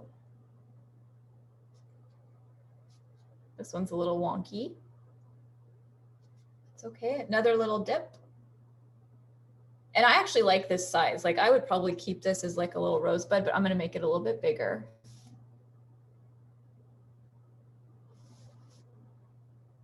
And you can do this concept with gouache, with ink. I even do this with acrylics. It just feels a little bit different. So you can take the same approach with these types of petal flowers and using that brush. There you go. Does that help, Terry? I hope that helps. Practice, y'all. It's going to be lots of practice, but so yes, spider flower, as well as like little designs that we're going to add over the top of our flowers. So something like this is something I will be doing as we move forward on those blobs a lot. Everything from like little swirly ones to really fast. These little guys are a great way to take up space and have like a smaller little flower here and there. Okay, so super easy. It's just moving that brush really quick. And again, anytime you add like a circle to the middle, it gives it tons of context. It's like, oh, okay, I get it. So the last thing I'm going to show you before we move to blobs is leaves and vines. So leaves and vines are going to be the very last thing we do to our blobs, but I want to at least go over them here and then I'll repeat it again when we get ready to add them. Leaves and vines are the same kind of concept with using that brush. They're my favorite thing. I think flowers are beautiful, but when you add leaves, when you add the color green, when you add little vines, it just brings everything together when you're painting flowers. So we're going to start with like the stem. And I like to do swirly stems. And then we're going to press the brush down, and this is going to be like a round little leaf. And get that little tiny point at the bottom. All right, my brush is getting dry, so I'm going to dip it once and do that same thing all along my stem.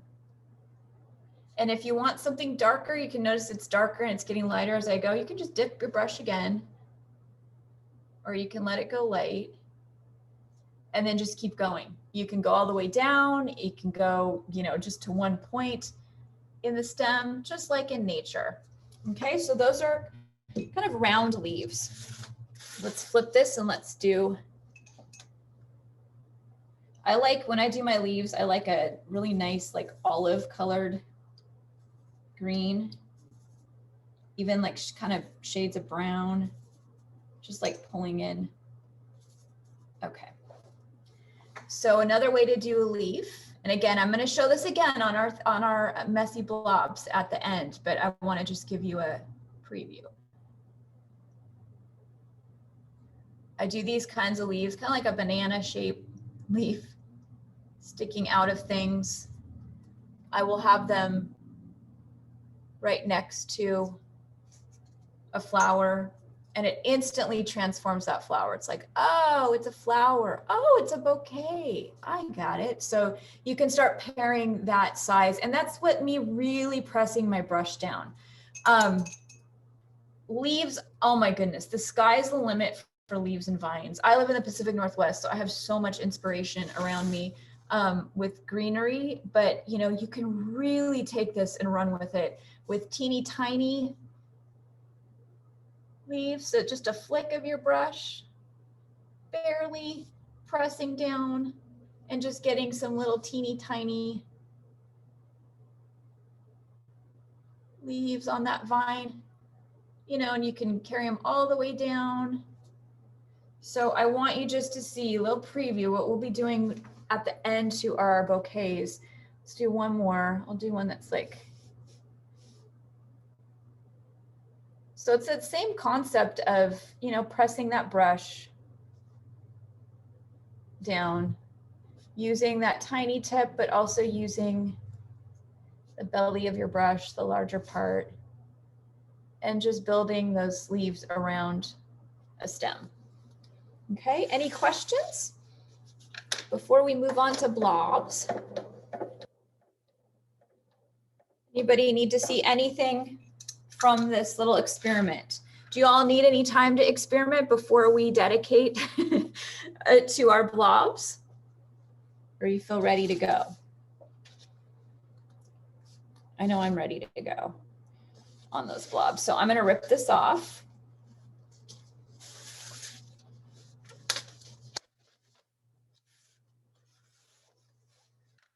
Ready, okay. So,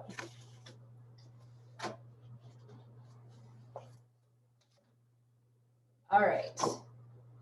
I am going to grab my messy blobs. So at this point, we are not going to have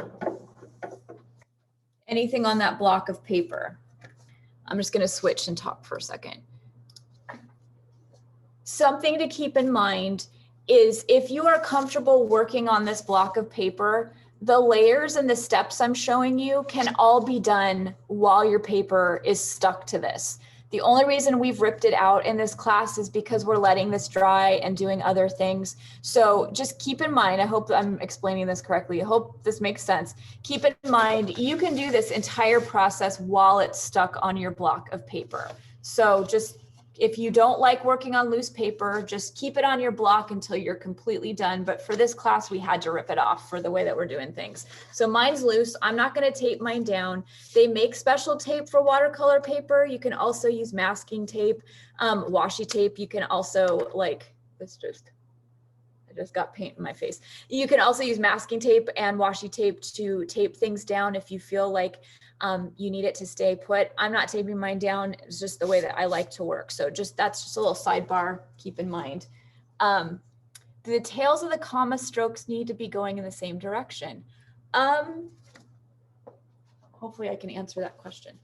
Let me switch my camera. So kind of, yeah, but you don't have to. I mean, Barbara, you could really, really experiment with this and mix that up. So, you know, mine are all going in the basic direction, but you could go rogue and really have fun with the direction. I'm just keeping it, I wanted to show you all just 3 simple things that we're going to be doing. But once you get used to your brush and the way this feels, the sky is the limit for creating flowers with that brush stroke. It's you could just really go wild with it all. So I've only showed you 3, but keep in mind, you can really do just about any flower and concept and get even funky and weird too. All right, so I've got my blobs. I'm gonna figure out which way I want them to go. I kind of want them to go, let's see here. I like to flip it around. I like to kind of see what we're working with. All right. Is everybody good? I want to make sure Becky lost her video. She'll be right back. Okay, you're back? Okay. All right. So we've got our blobs. The first thing I'm going to do, and again, keep in mind what word am I looking for?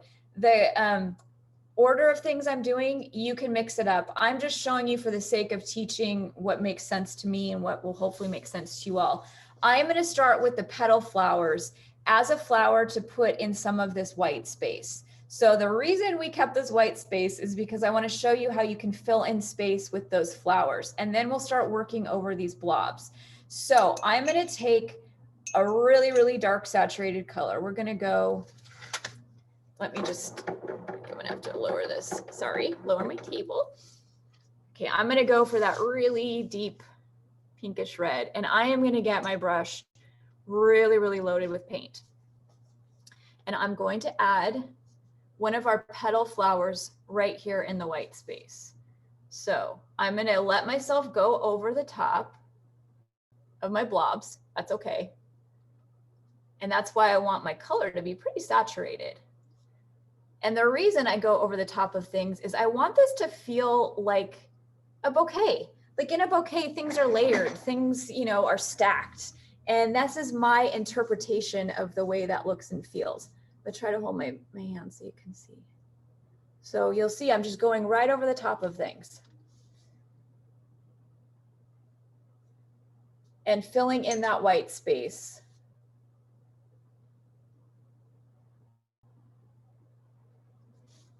Okay, so we've got one of those flowers there. I'm gonna do another one. While my brush has this color in it, I'm gonna do another one. I'm gonna do one kind of sticking out from here. So I'm not gonna do the entire thing. I'm just gonna do some petals sticking out. Okay, okay. And I'm gonna do one. I've got some nice white space here. And this is all about, like, again, kind of tapping into your intuition. Like, it's okay to have a wonky little bouquet happening. It's okay if there's a lot of something happening on one side. I just tell people to use their gut when they're filling that space. So this space is telling me it needs something. So I'm gonna go for it. I'm gonna just add. And you'll notice I do have a little, like my brush right here is getting a little bit frayed as I work. And I'm just working with it. I can tell it's even altering the size of, or the shape of my petal. And I kind of like it actually, so.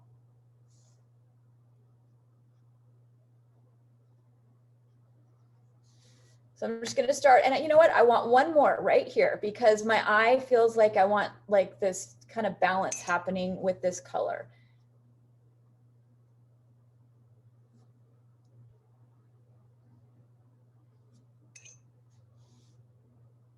Just going right over the top of things. So you can notice really quickly, you've got this push and pull already happening. I don't have any details going on yet. I don't have a lot happening, but just by adding a darker saturated color with finer lines, with a little bit more control, it completely changes everything. So the next thing I'm going to do is I'm going to start working my way across the surface. And I'm not going to make you all watch me work through the entire thing. I will work on it while you work, but I am going to just demo kind of on a side and then do the same thing throughout the whole surface. So the next thing I'm going to do is use my, my little rose technique over the top of this blue. So I'm going to take a darker, more saturated version of that blue and do my rose over the top of it. And so you're going to notice that blue is going to show through. So instead of it being that white background, it's going to feel like there's petals stacked over the top of maybe something lighter happening.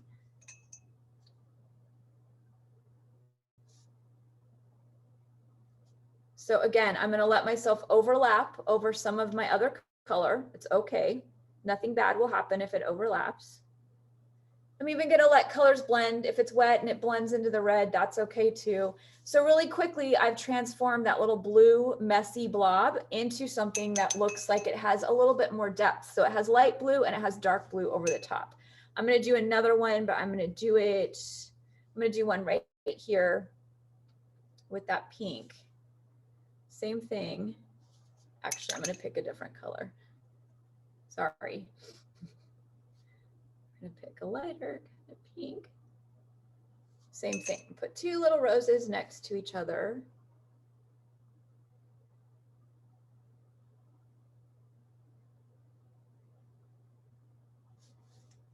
See how that changes those blobs?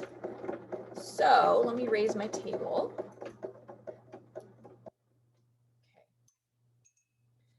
next thing I'm gonna do is I'm just gonna use black and a darker saturated color. So I'm gonna use some black to add some little dots in the middle of this big old blob of color.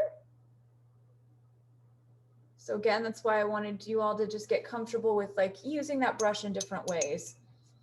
And then I'm gonna go in. I'm being a really messy mixer. And I'm just gonna add lines with a darker shade of pink, just with the tip of my brush. Can you see that? And so I'm slowly transforming this blob into something that looks less like a blob and looks more like a flower with some details.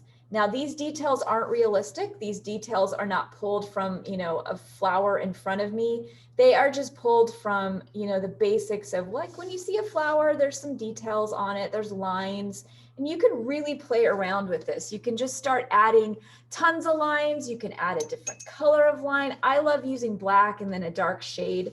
And then you can even outline that blob. And keep in mind, this concept can be done with a pen. I love drawing over the top of these blobs with pens. But you can start transforming that flower and like tracing the edges of the blob. So obviously that blob is not a perfect circle. It's got rough edges, and I'm tracing right over the ridges and edges so that it's got this really beautiful organic feel to it. And if at any point you feel like you need something darker, like I want a little bit more black, I'm just going to go in and just add some little black lines in here. And you can start playing around with those blobs.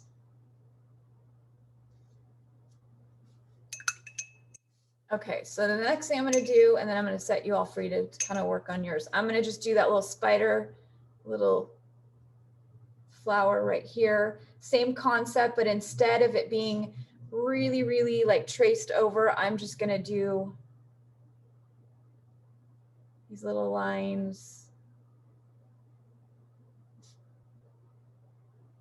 and just transform that blob into something that has like this illusion of depth. So light and dark together, especially when you're layering dark lines over the top, it gives the illusion of depth, but without the stress that often comes along with drawing or painting depth. So see how quickly that changes those blobs? Then I'm going to start adding, you know, the little dot of black here and there. And as things dry, you can literally keep going and going and going. So this guy is a little bit dry. I can go back into it and add a few little lines here and there. I don't know if you can see that on. You see how you can just add those details and keep building and building on those layers.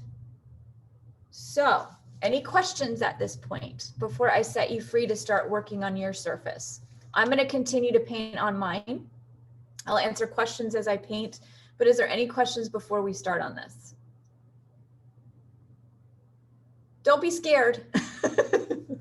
Don't be scared, Terry. It's just a blob of color. Okay, so I'm going to keep working. I'm going to watch the questions. I'm going to encourage you because this is just practice. Just think of this as this is literally just learning a new technique. And once you learn it, you can do it over and over again and just keep practicing and playing around with it. So I'm probably going to add some more of these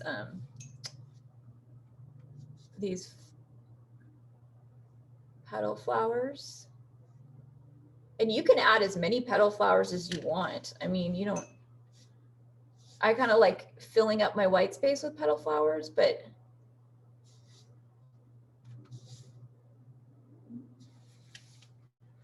okay. Do you outline with a different color? You can. I like outlining with a darker shade of somewhere in between that color. So I have a really light pink blob and I just picked kind of a darker reddish shade to outline. It's a little tricky. I think this camera is not registering the actual complete colors. It's a little bit exaggerated on here. But you could go through, and I'm going to do this. I'm going to do a little couple random versions in this where I'm going to outline some of these just all in black. The colors up for you to you. The only thing I would say, again, you can break my rules, is pick something darker for outlining or details. That's what's going to show just a ton of contrast. The darker it is, the more it's going to feel like there's some pop going on. I hope that answers your question. Can you talk about the details I just did? Mindy, you might have to explain what you mean. I will definitely answer your question. I just don't understand. Becky, don't question your color choices. Just think of this as an experiment and a learning opportunity. And remember, I think, Elena, people can watch this again, right? I think you guys can go back and watch this. So, you know, you might experiment, and then tomorrow you might go, oh, wait a second, I want to watch that again so I can, you know, try it in a different way.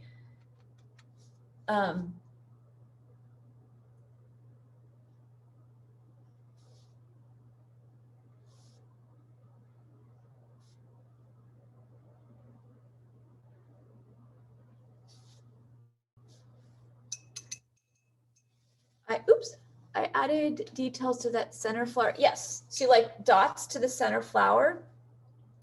So that center flower could be just little dots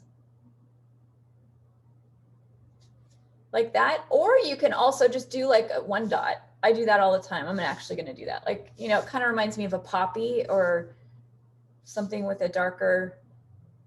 So what I really enjoy in a floral like this that's loose and expressive is really like mixing it up, like really scattering all kinds of stuff all over that page. I'm going to do, let's see. I'm going to outline with black just so you all can see. This one, Mindy, you did details on the petals of that. Yeah, this one's just little tiny dots. I hope that answers your question. So I'll do it again. Just little polka dots. This one? Details on the petal of that dark pink flowers. This one? Is it this? Okay, so let me zoom in, or let me see if I can lift this up and do it. So I'm just doing, here's me getting really, so just a line, just like you would with a pen. You know, think of this as like maybe even doodling, you know, you just add.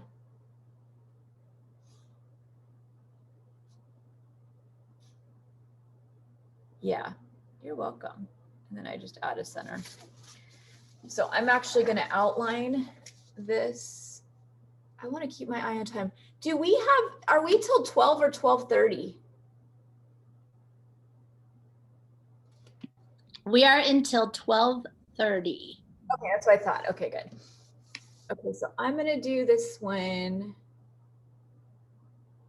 in black.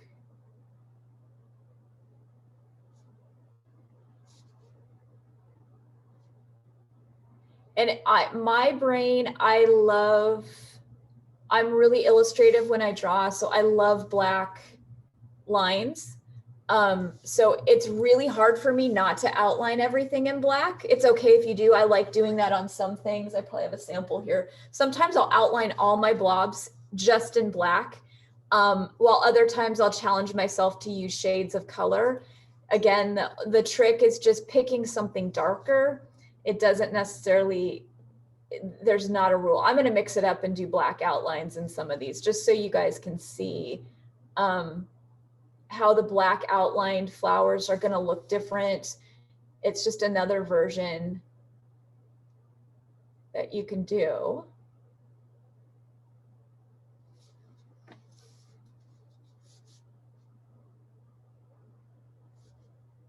And I'm going to get,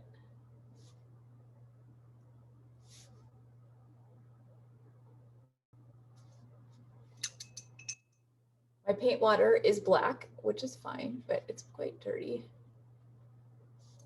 I might have to switch it. I think I'm gonna get some clean water really quick. Right back.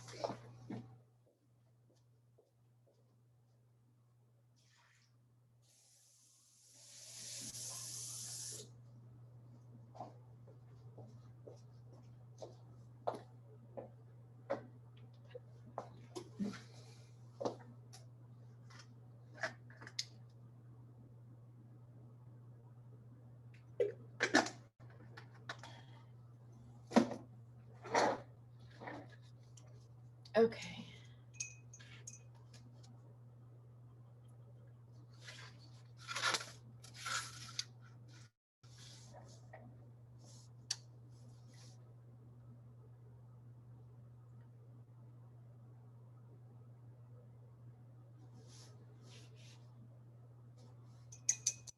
All right, everybody doing okay?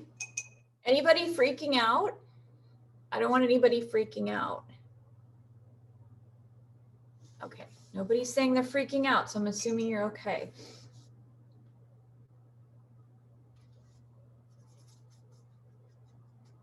Someone's freaking out. Julie, are you freaking out?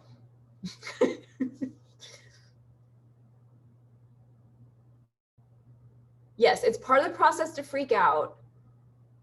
I'm telling you right now, this is where this class is probably going to feel different. I mean, maybe Danita will feel this way too, but this is just a process that takes practice.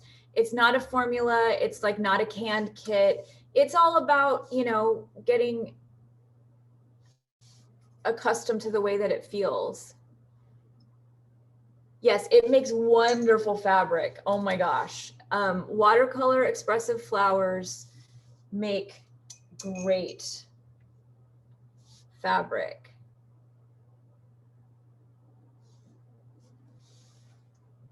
Angela's still practicing. That's okay. Yeah, if you all, again, like you can watch this over again, so, right, Elena? So you can watch it over again when you're ready to really dive in.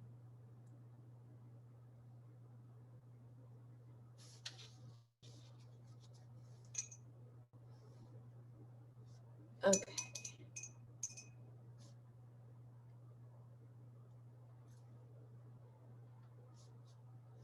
Let's see.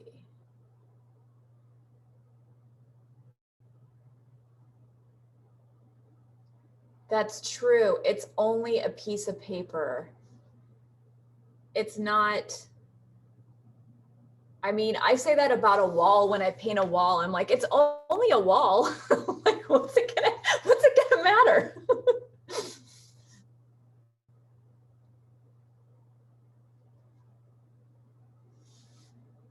Okay, so I'm just working my way across each flower. And I'm just repeating the same thing over and over again. And once you get comfortable, I mean, if this is something you're like, I really like this, I want to keep practicing. Once you get comfortable, it's actually super relaxing to do. This is kind of one of my favorite things to do if I'm listening to a podcast or, you know, watching or listening to a movie that my daughter's watching, you know, where I can just work my way across the surface, filling everything with details or lines. So that's all I'm gonna do is just kind of work my way across. I want to make sure everything's in the shot.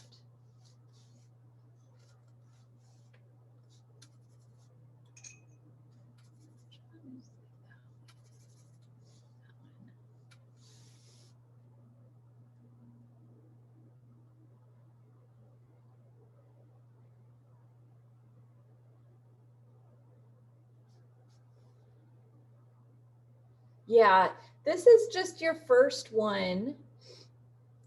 And, you know, I would assume, I know there's probably people in here who have never even used watercolors before. So, you know, again, it's hard to fit in everything that's possible in 3 hours, but this is a great step towards just getting comfortable with it all. Julie or Jean, when you work on fabric, is it washable? So if you were to work on fabric with this, I use like fabric inks and dyes to paint on. But you can also scan these and create fabric like from spoon flour.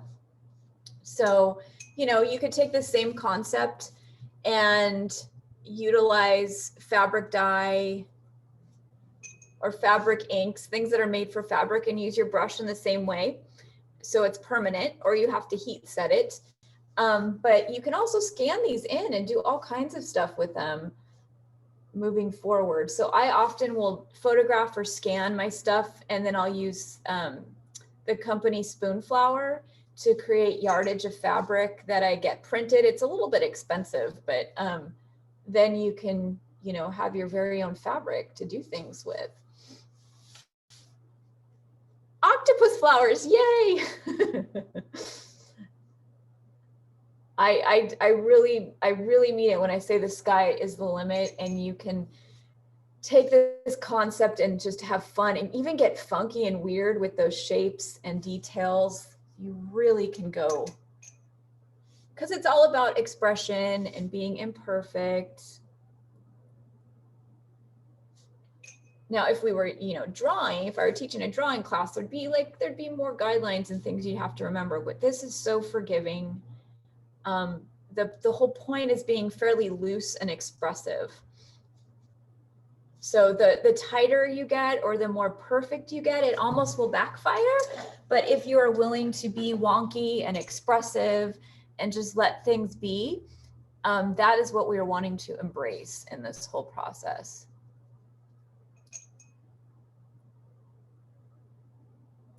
Yeah, a pillow would be so pretty. Or like a scarf. I do, you know what? I'm gonna go get something really quick and show you all the potential. 1 second.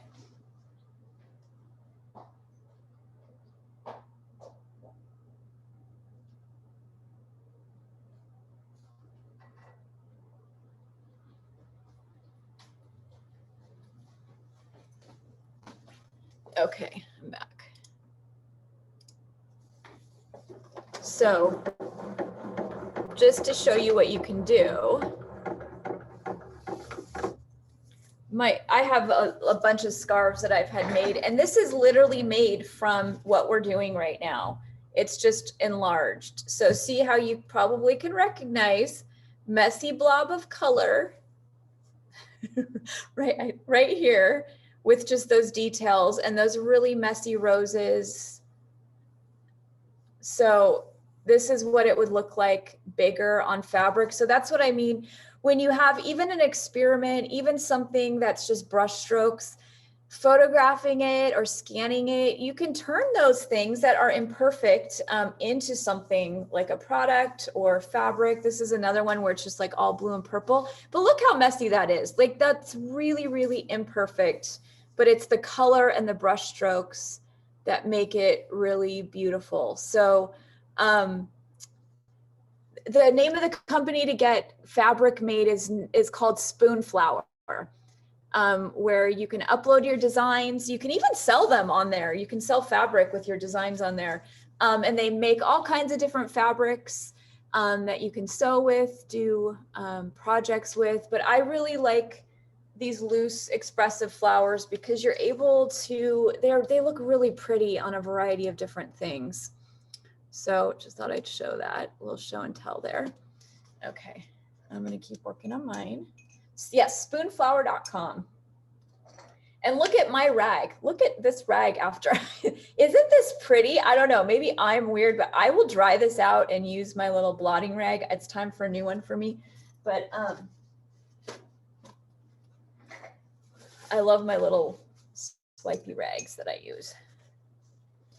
Okay.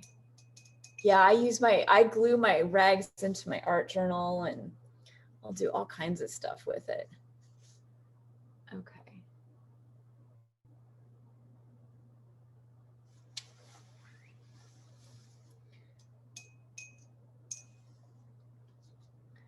So I'm gonna keep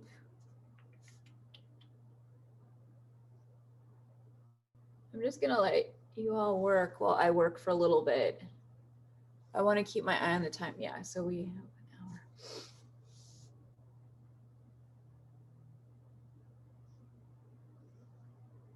I'm gonna work a little quicker so I can get my surface to a point where I can show you a few more things. So do not feel pressure to go as quick as I'm going at this point.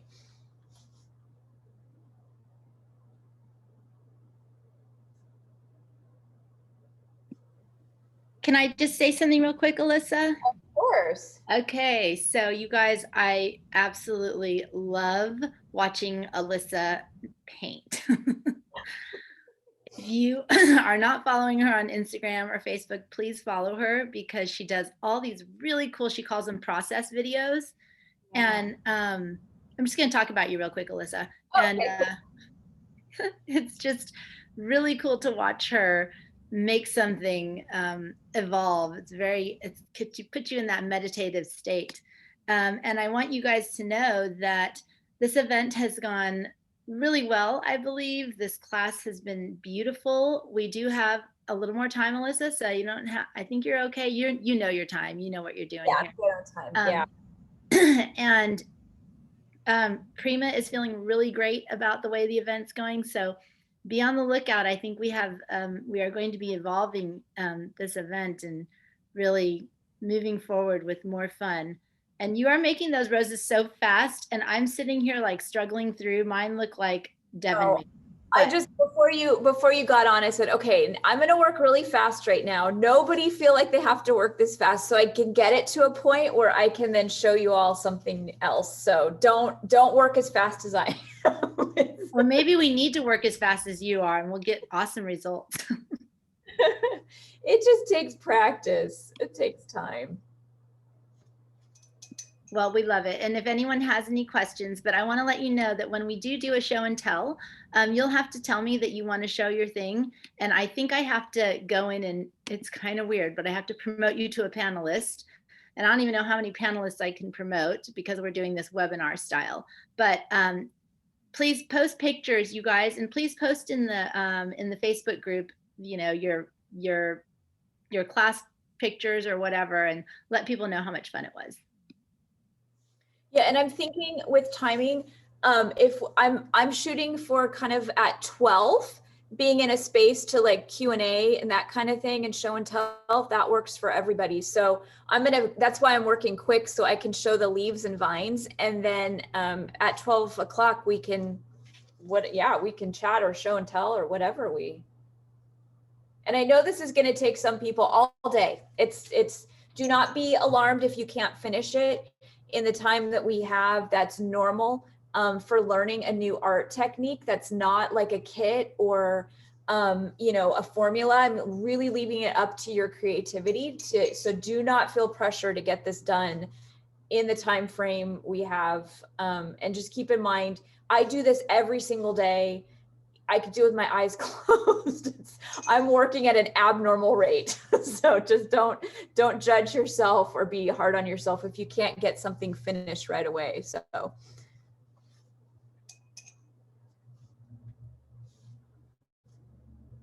I'm going to go into super mode of how fast I work.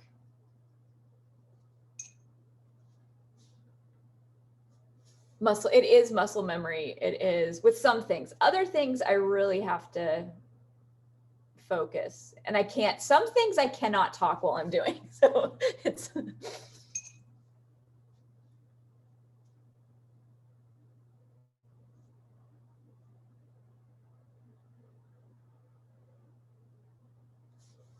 okay, make sure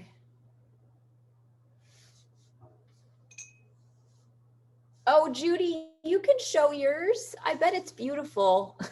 Judy.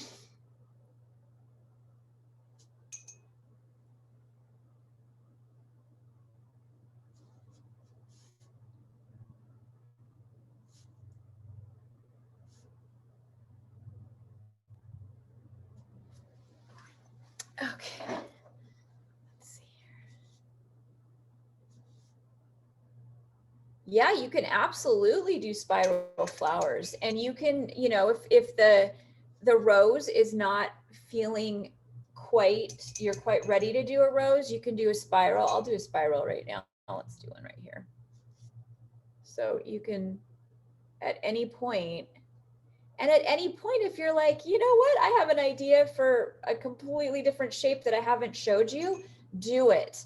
I just picked 3 really easy, accessible shapes to build on. But as you're working, if you're like having an idea of something else, a different flower, different inspiration, go ahead and do it. Okay.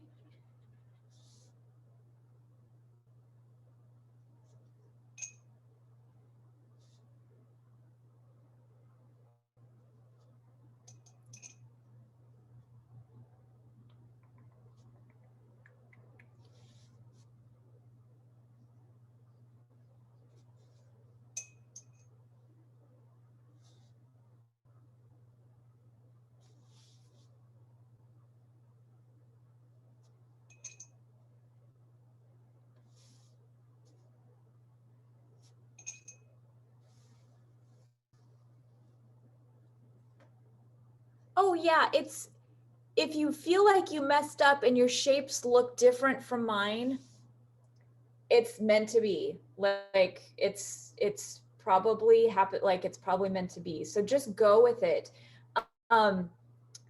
Again, I'd love for you all to feel just a spark. This is just like a small beginning of what you can do, and really run with the concept. So when I teach any of my classes, no matter what the medium, I really want people to feel like I'm not showing you a formula, I'm showing you building blocks that you can run with.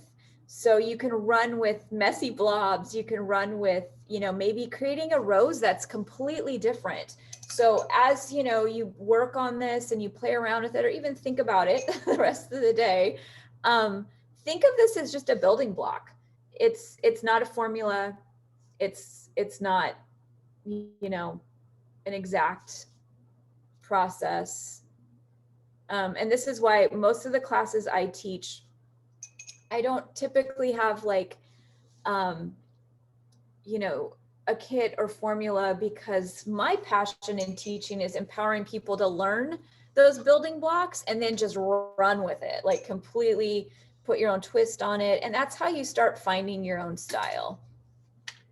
My blobs have too much separation. That's okay. I'm going to start filling in some of my space in here. That's why I'm trying to work really quick, so then I can start showing you how I start adding the color green.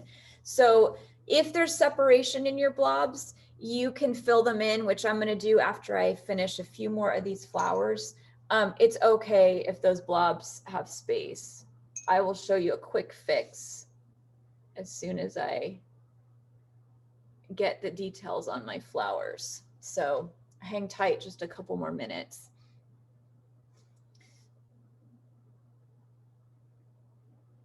And this process can also be something, again, based on your schedule. So, you know, if I want to do a really quick surface like this, I might be really fast and expressive with my details.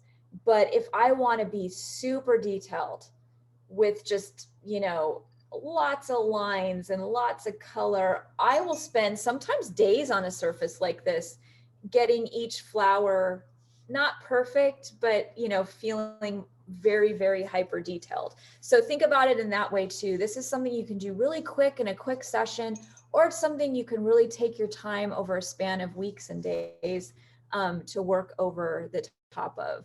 So it's all interchangeable, especially depending on how much space you have, how much time you have. And we're working on a pretty large surface. Think about if this surface were smaller, you know, it'd be a little bit easier to complete it really quickly. You could do really small little expressive bouquets.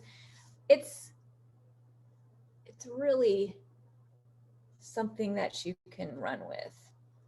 Okay, so for those of you that feel like you've got space in between, sometimes I like keeping that space depending on my mood.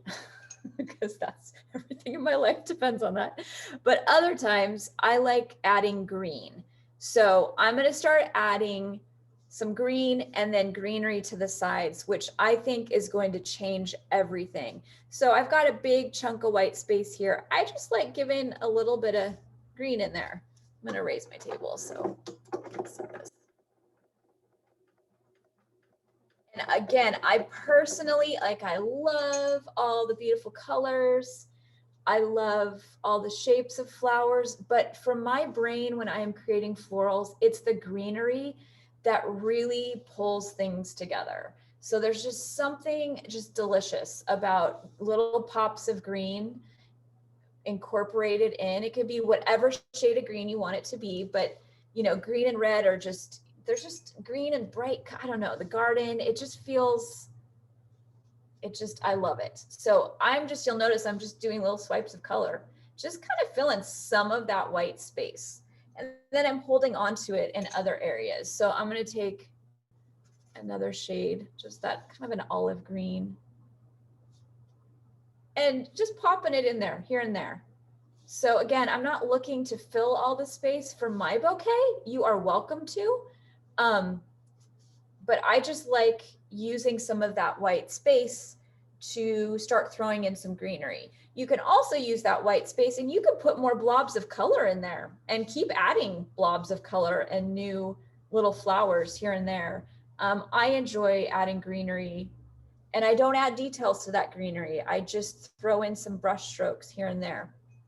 I noticed I forgot to, this little guy.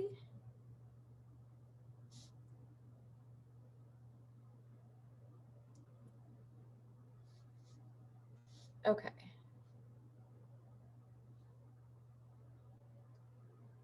So I hope that answers the question about your blobs being far apart or having white space in between. I haven't filled up everything, but you know, I've got some greenery in there. Regina, so is the idea every blob becomes a flower? Not necessarily. So you can, and again, it depends on how much time you have and how much, you know, you're feeling. Again, I think this is all about using your intuition and what you really enjoy. Sometimes I will just let my blobs be a little bit of color in the background, and then I'll do flowers over the top. Sometimes I will fill every single blob with details, but it's really up to you to figure out, you know, and tap into that gut, tap into your eye. This is a great way to start practicing making decisions with your eye about composition. It's just really figuring out, like, do I want to fill all these blobs, or I really like some of the blobs staying empty while other ones are filled with, you know, details. So I'm going to leave that up to you if you want to fill all those blobs or not. So I hope that answers that question. Okay, I'm going to start adding vines and leaves to this, and you're welcome to watch and work, pause and work, but this is, in my opinion, what truly brings everything together with this type of a little expressive painting. So you'll notice everything in mine is like all squished in the middle, and it's great. I even think it's great, like if I were to cut it up and crop it, it'd be really, really beautiful. This is a great technique to use if you want to transform, you know, a surface, photograph it again, turn it into something, use it as paper. But if you're thinking about this in terms of more of like a composition that you might mat and frame or might use as like a greeting card, that type of thing, I really enjoy pulling it all together with those vines and leaves. So I like this, but I'm not loving it until I put my vines and leaves in. So I'm going to use a combination of black paint, dark green, and light green. I'm going to use like 2 or 3 variations of green just to get some more color in there, because, you know, I don't have enough color already. But I'm going to play around with those vines. And I tap into my intuition for this. So there's no rule, but I like to use them to create movement and really pull your eye in and let your eye travel and add something different than just all this color squished in the middle. So I'm going to start at my corner and I'm going to challenge myself. I'm not going to go off the page. I'm just going to want to like start pulling in some little squiggly lines like this. And I usually start by just getting one color And I like to angle them at different angles. So I want it to feel somewhat balanced for my eye. So you'll notice, you know, this one's going this way, this one's going up that way. I just really tap into what's, you know, feeling right for me. Sometimes I mess up, sometimes I get it right for my brain, but this is what feels right for me. So I'm going to start with that black, and then I'm going to turn these into our little leaves and vines. And I'm going to, just for the sake of time, I'm going to do this quickly. Anybody that wants me to slow down and zoom in at a specific point, just let me know, but I'm going to work quickly just so that I'm able to get this finished for you all so you can see the progression. But I'm just going to fill these vines with the same basic leaves. So it feels like that's moving around. Again, like, you know, this is expressive, it's loose, but I still try to pull in some feeling of balance or a repetition where your eye is going to travel and it's going to feel more like a composition. And I'm obviously, I mean, this is just black. You could use any color. I'm going to pull in some greens after this. And these ones are just the pretty basic leaves. See how that completely transforms? I don't know, maybe it's just me, but I think that leaves and vines transform some of these expressive bouquets and flowers. So you've got like a lot of kind of messy, expressive things happening. You've got those details. And then as you bring in these details with the vines and leaves that are a lot more controlled, it really plays off of the rest of the details in the rest of the surface. So it keeps your eye traveling around. There's a lot of push and pull happening between dark controlled lines and color. So without things feeling like it's just this messy, like mess of color, you can really pull things together through the use of those refined lines. Yeah, the vines definitely for me feel like they complete things. So let me just get my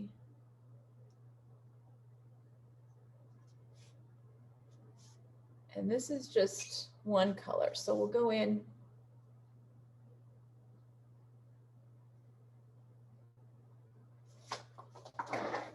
All right, I'm gonna go in with another color now. I'm gonna have to stand up for this. Okay, so I'm gonna go in with just a brighter, like a little bit brighter green. And this time, instead of there being like lots of little leaves, I'm just gonna do some little swipes here and there. And you'll notice I went the opposite way of this guy right here. Just my eye likes to work kind of with contrasting direction just to give it a lot of movement. And I'm going to do that here and there. So think of this as like some kind of greenery just like popping out of your bouquet.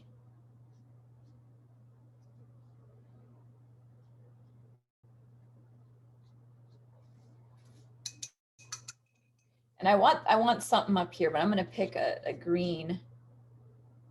Let's see.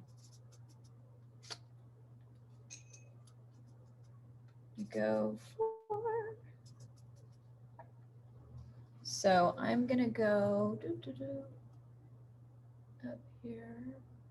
And I'm going to do some small leaves on my vine.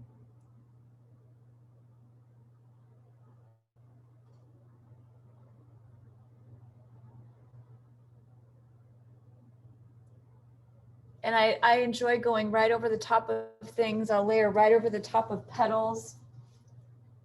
What am I doing right now? Oh, here we go. Okay. And I'm going to do this smaller shade of green with the vines around it, around the bouquet.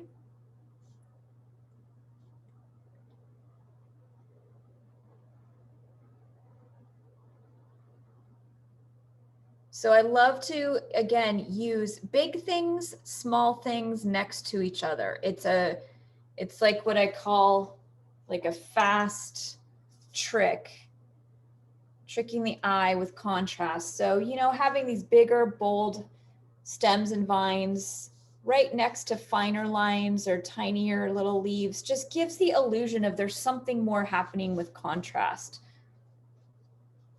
I'm gonna do another one right here.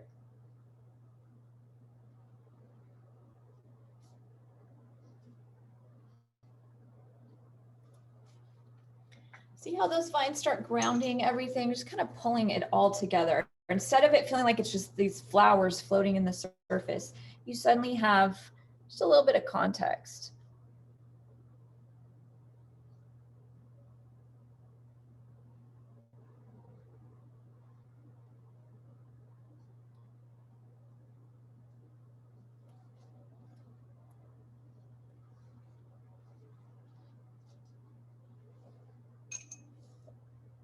Okay, do some more. Let's see here. And I like to step back. I don't know if you can, let me just flip the screen to show you. I'm standing at this point because my table is really high.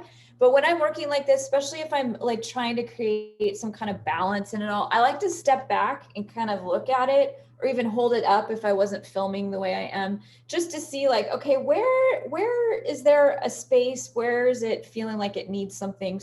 So what you're not seeing with the camera pointed at me is I'm doing a lot of this, looking back and forth at my surface so that I can make decisions about where to put like these vines, because you know they're really important for me. All right.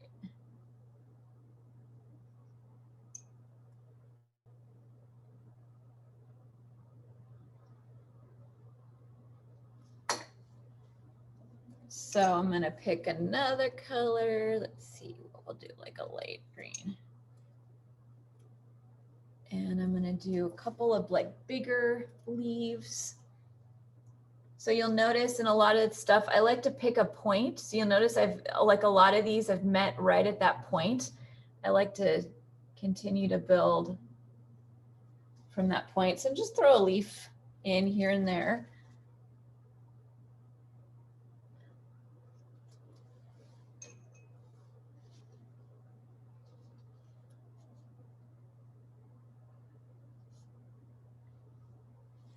Just try to get more green.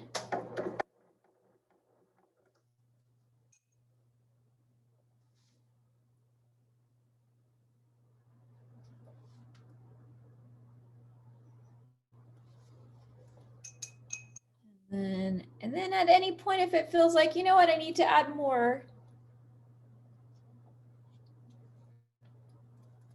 I kind of like to, you know, give it a look, and I'm about done, but I need something up here. So I'm gonna.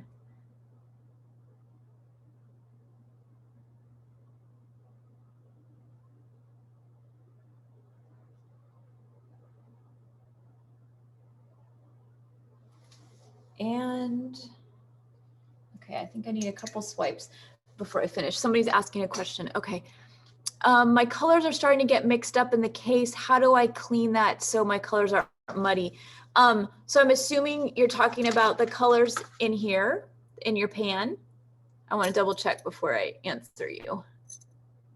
Uganda.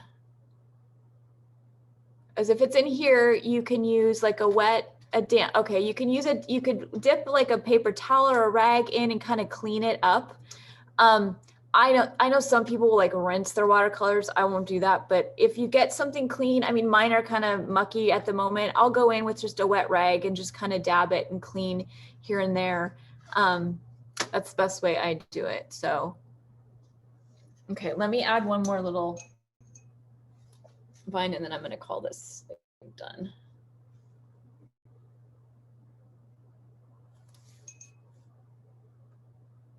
Okay, you're welcome. So I just want some airier lines. If I can get them in here with a different color. Oops, I went off the page. I'm trying not to go off the page, but if you do, it's okay. Okay. So I could go wild with those vines, but Yeah, it's all done with one brush. Isn't that wild? I love that. And you know, again, like this is something we're not doing it, but you know, I really enjoy taking a pen and even going back into stuff even further. I love using a white pen and going in and lightening stuff up. So the sky is the limit when it comes to these little expressive. And then I'll show you the difference. So this one, like I went pretty quick. I'm quick already, but you know, these are my samples. They look a little bit different. No, what's, I spent more time on these. I probably spent a good couple hours on these. This one's a little bit looser and faster. So that's for me, you know, a seasoned teacher over here who does this like every day. This one's definitely a quick one. And for me, it's something that I look at and just use as an experiment. These are ones that I took my time and just spent, I even did a couple of them over again, which I don't normally do. So you can really get even more, you know, detailed with stuff. If you want to use more than one brush, you can, you know, use like a finer brush for teeny tiny details as you start to really get like accustomed to the whole process. My goal was to really show you how you can take one brush and take it all sorts of different places. But if you enjoy the process, this is where you could have like, you know, 2 or 3 different sizes of brushes to add those details, to take your time, that kind of thing. So I want to make sure. Oh, tell me about my table. Okay, let me just, my table is like a, it is like a table for like a, I got it at Home Depot like years ago for like a woodworking, like a shop table. So it has a little crank on it that goes up and down. So I have neck issues. I have to usually stand when I'm filming. So I can raise it like super high. I can lower it. It's very, very handy. I love it so much. It's like the best thing ever. And it's on wheels. So I can move it around my studio when I film in different spots, that kind of thing. Yes, they can watch this over again, right, Elena? Yeah. So if you, yeah, because 3 hours, I mean, 3 hours is what we should probably do on Zoom. Like that's more than 3 is probably too much. But when I have retreats and I have people in my studio, I literally spend a whole day just on messy blobs and playing with color and brushes. So I want you all to just know to give yourself permission to, you know, do this over and over again. If it really interests you and you want to do it, you know, again and again, that's the only way it's going to work. Someone asked me to hold this up again. I got to figure out which way is which.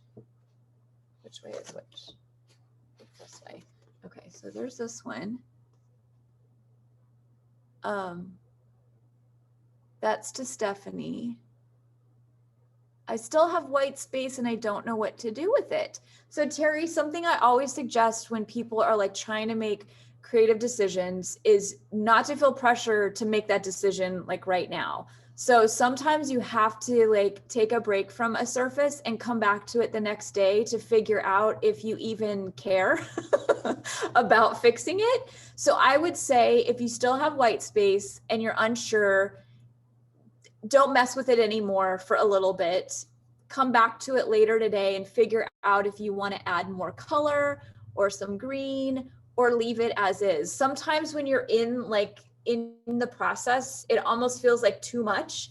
And I've found as an artist, the best thing I can do is usually just step away or just pause it, work on another surface, and then come back and look at that white space again and figure out if it's something you want to fix. So I know that's probably not an answer that people enjoy hearing because it means you have to wait, but sometimes creatively, that's the best thing you can do is pause and come back to something. Yes, you got it. It is a lot. Like I showed you all a lot in a 3-hour chunk because I really wanted to give you something that you could watch back again and like maybe spend more time on things. But I promise you, like if you do this 2 or 3 times, it's going to start to feel really comfortable and really, really fun. Would it be possible for you to post the other samples for us as a reference? Yeah, I can put these. Could I put these on Facebook, Elena, or? Absolutely. You can post it on Facebook, on the group. You guys can also, while she's holding them up, you can screen cap and And, and have your own reference for it. And you are welcome and to I, come in here and watch this video as many times as you want. and I also have, let me just, so here's these, if you want to take a screenshot or, okay, so I also, let me just, so let's see here. So like, here's a smaller one on smaller paper, way looser than what we've done. I haven't added any details. I just added greenery around it. So it looks and feels really different. It probably feels a lot looser, a little bit more expressive. So you can really take the concept and run with it. And then, Alisa, yeah. Lenine is saying that she's really messed one flower up. What would you do? Would you start over or? I would not start over. I would just embrace the mistake and like, is it really messed up? I bet it's not. No. For me, I always challenge myself, even if I make a mistake, to finish, just so I can have the process of working through a hard moment. Because I think oftentimes when people are creating, it's really easy to turn into a perfectionist and feel like once you hit a mistake, you like scrunch it up and throw it away, and you miss out on just the completing something. So if it ended up black, I would water it down a little bit and then use your rag to kind of pull color off. You can always, like, this is all stuff that you can transform with other materials. Sometimes like I'll cut these up and I'll collage over the top of another one. So I would say, even if it's black, challenge yourself to finish the rest of it and then just chalk it up to, it's like your experimental one, and then start over on a new one when you feel like you're ready for that. So I hope that, I know a lot of people want me to tell them to throw it away, but I would say keep going and just let the black flower be a black flower. Like maybe it's, it's dramatic black flower. But I was going to show you all too. This is what something like that looks like if you're drawing over the top of it. So again, we're not doing this, but this is, you can really take stuff and run with it. So if you feel like you enjoy adding details, but you're like, I don't like using a brush adding details, you can go in with a little, like a micron pen or a Sharpie or your favorite drawing pen and play around with those blobs. This started out as blobs of color, and then I transformed it with a pen. So, something like this, you could draw over the top of and turn it into something completely different. Okay, Diane, samples.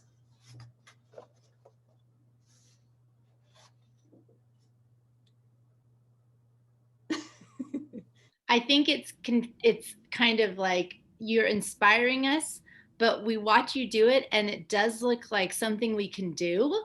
And then when we're doing it ourselves, we need to practice. We need to give ourselves some grace and remember that you've been doing this a really long time. Absolutely. And you know what, before I film stuff, before I make a class, I practice ideas like over and over and over again, so that when I jump on camera, I feel confident to demo it to people. So even for me, as somebody who's like, a seasoned creative, I practice every single day the stuff I've been doing for years, just so that I stay like, confident with it all. It's just like exercise or, anything that requires a daily practice type of thing. So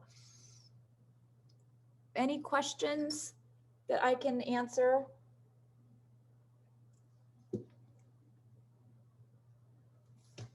I will definitely upload.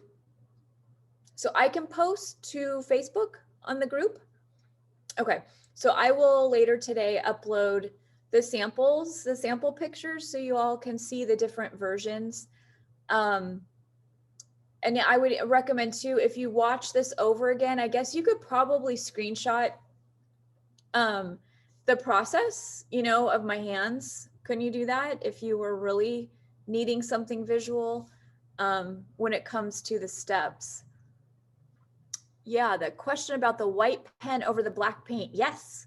What's the question? Let me get my white pen. Let me see if I have it.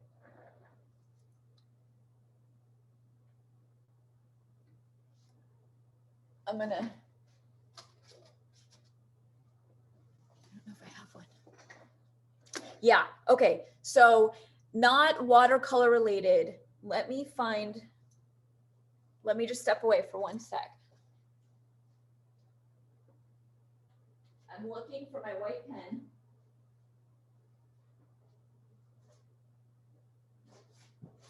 Okay.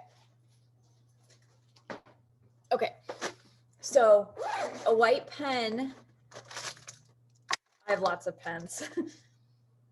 The pen that I like the most for going over the top of black paint is the Uniball Signo. And it's a permanent white pen, super opaque. They should hire me because I promote this pen constantly.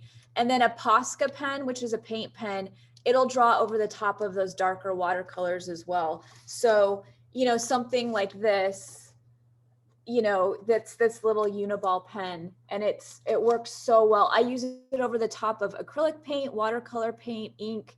It's wonderful. I cannot rave about it enough. So I hope that answers that.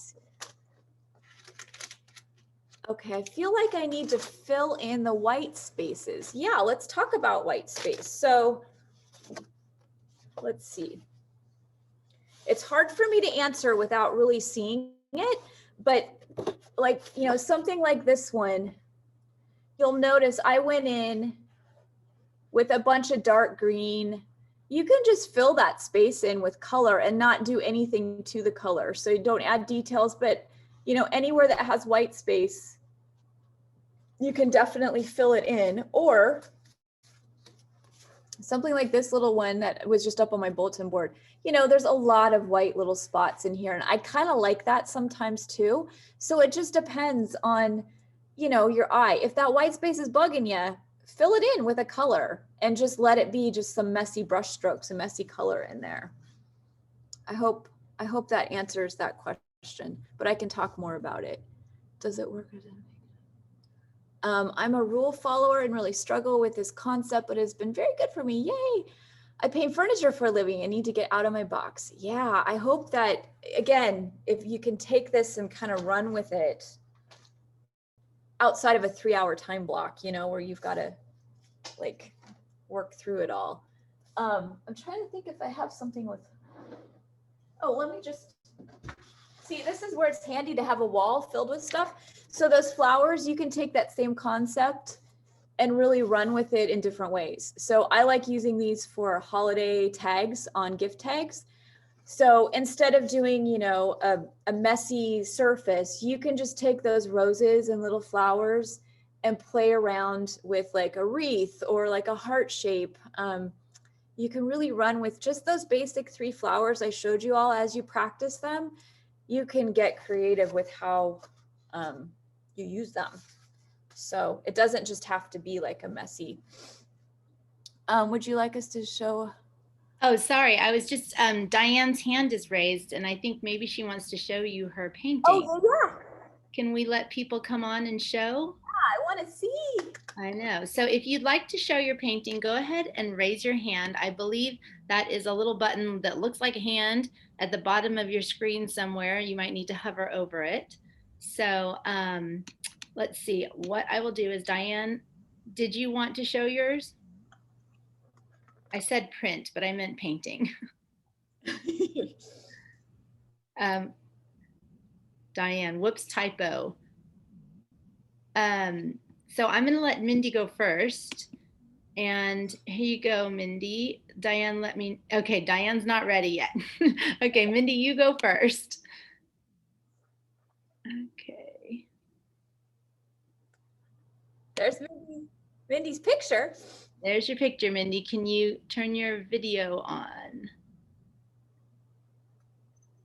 And unmute yourself. Oh, I lost her. Where'd you go, Mindy? All right, I'm going to try Lenine. Mindy, we can come back to you.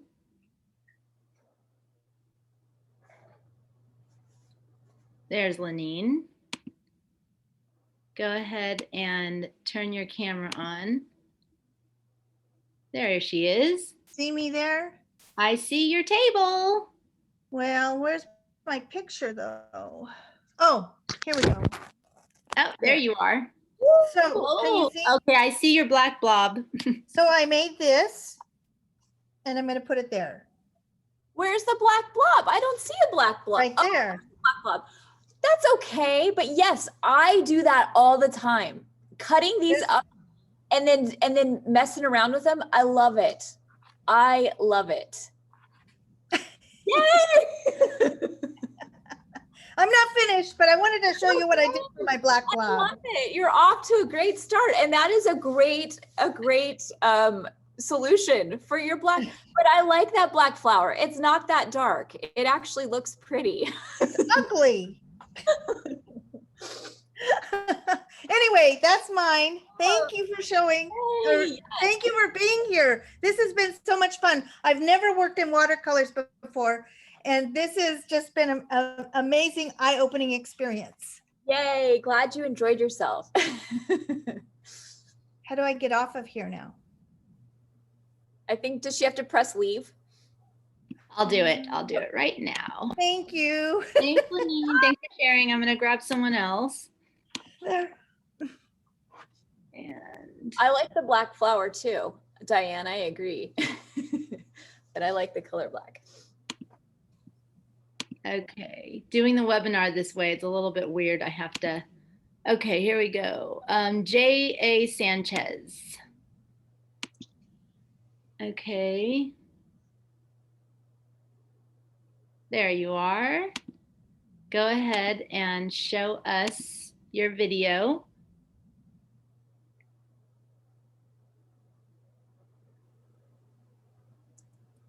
Start video. Actually, it's actually Regina. I'm on my husband's Oh, computer.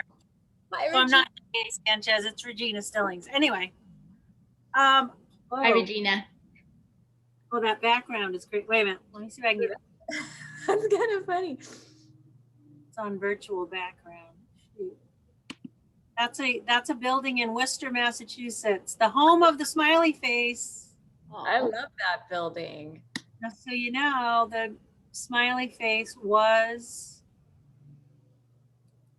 invented by Harvey Ball here in Worcester, Massachusetts. Anyway, I thought it was invented by Forrest Gump.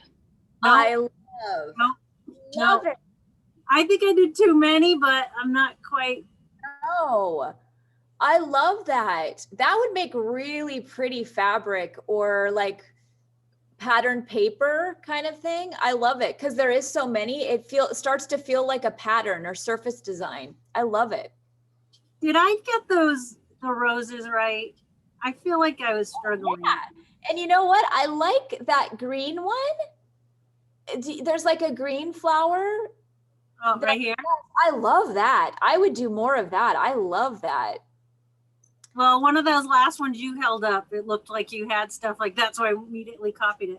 Yeah, I love that. Oh, it's Thank you. beautiful. And This you're was like, so fun. I love it. So fun. Yeah. Thank you. Thank you. Have a good day. You too.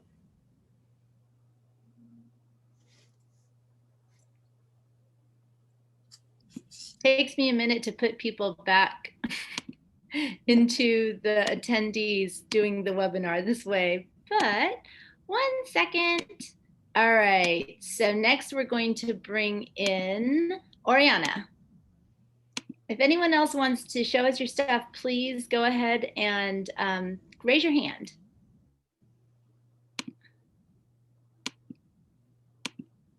Okay, Oriana, you should be able to click on your video.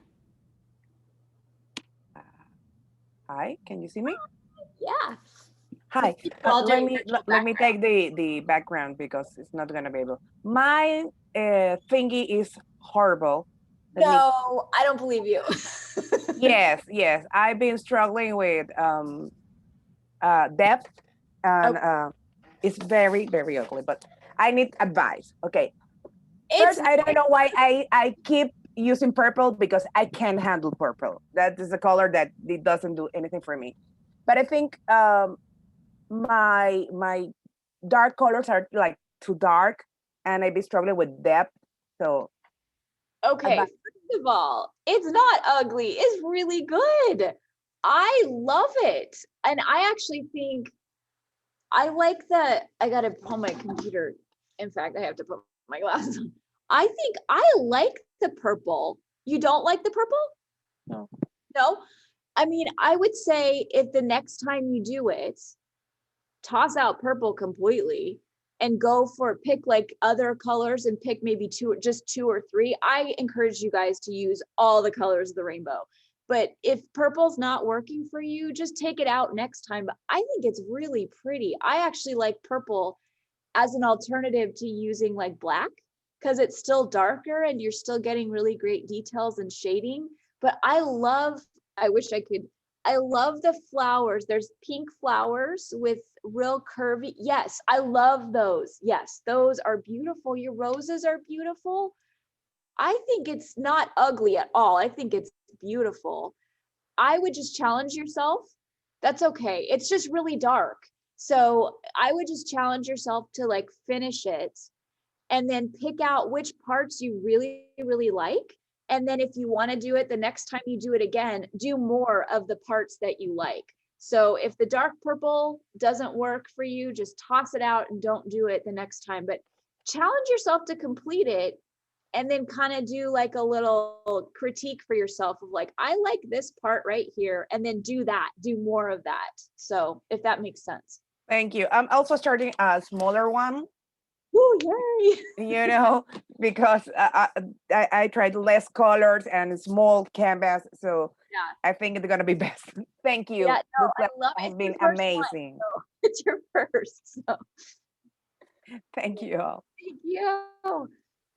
They did say, Oriana, that you're being too hard on yourself. Yeah. It's beautiful. I was like, that's not ugly. That's beautiful. I know.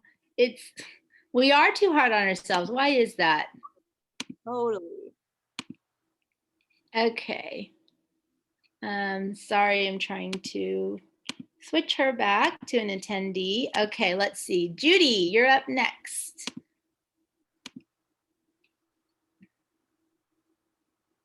Okay, here we go. Judy, go ahead and show us your video. Hi. Hi.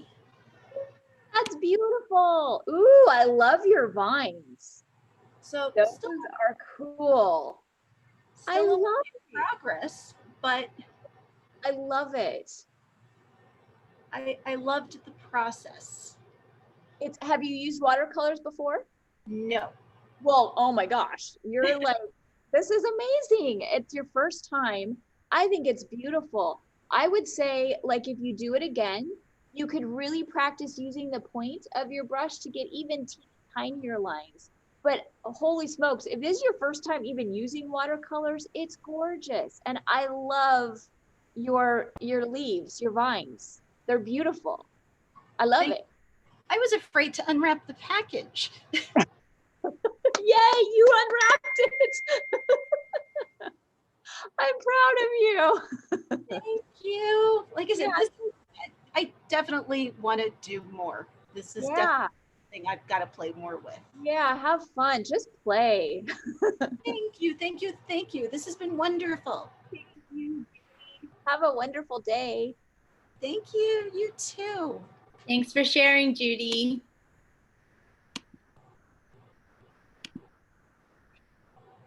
Okay, next up is Barbara Hope. Let me just.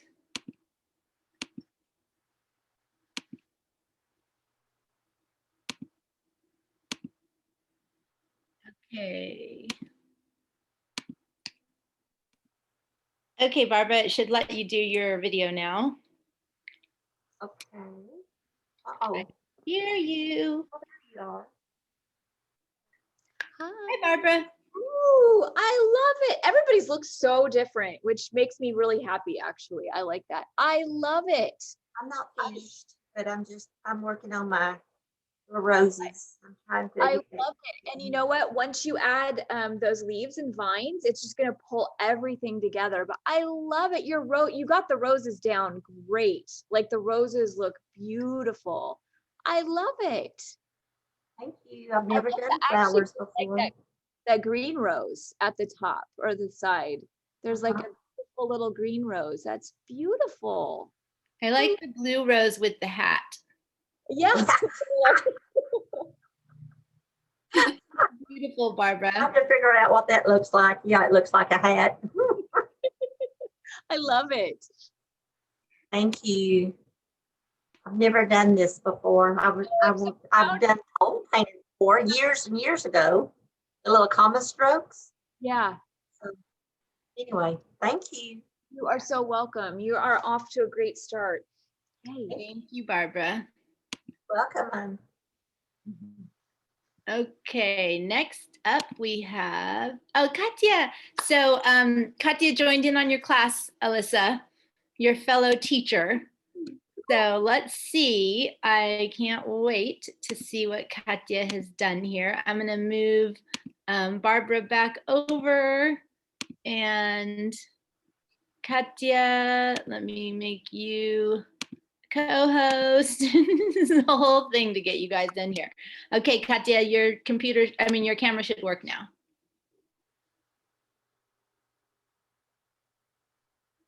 Okay. Katya, can you do your video?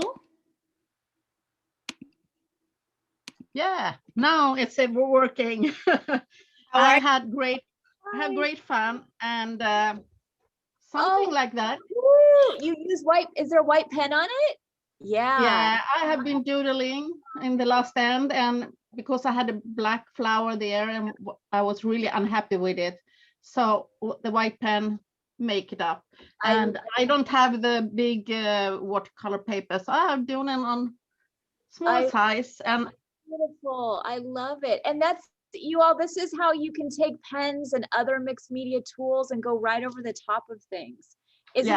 I really like drawing over the top of these with a pen. It's really, and that's what's my solution to some mistakes, because I find out that I have really bad brushes because I do a lot of mixed media, so I didn't have the fine tip.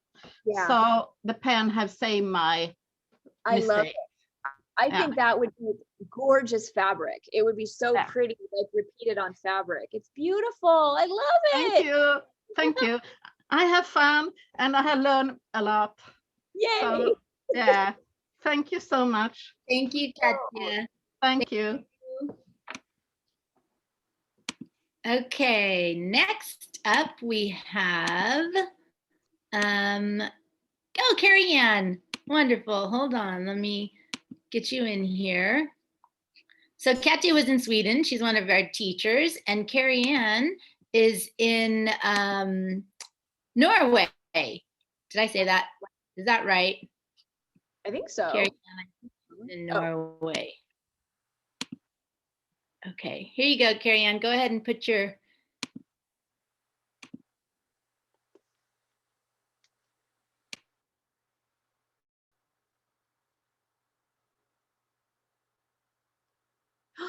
Yay!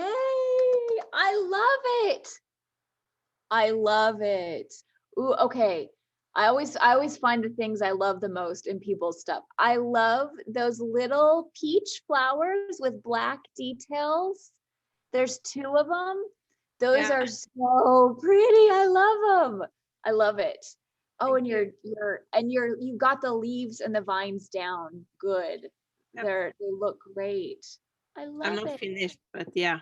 Yeah, you're off to a great start. It's beautiful. And I don't know if you can see it, but I made some flowers of my own, just like small circles. It's wonderful.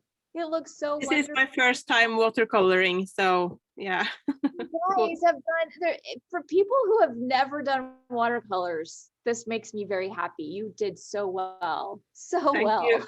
It was really fun. Thank you. Yeah, thank you. Thank you, Carrie Ann. Okay, next. Oops. What did I do? Okay, let's see. Okay. Take a bite of food really quick. Yeah, please. I know we're got a few more people that want to show. Okay, Jamie. Jamie is Charity Wings admin, and we would love to see what this talented chick has done. Oh God, what happened here? Okay, here we go. Did it let you in, Jamie? Yeah. Do you have your video on? There we go. Oh, hi. So everyone, so these are our volunteers that kitted and did all these wonderful kits for you guys. I'm so happy. Hello. You can take a screenshot of that. That makes me so happy. You guys. Yay. Okay, wait. Yeah. Oh my God. Okay. I'm going to take a screenshot. That's a great idea, Alyssa. Hurry up. Okay, done. Done. They look so good. And you know what? The fact that everybody looks really different means you're I'm not done with mine.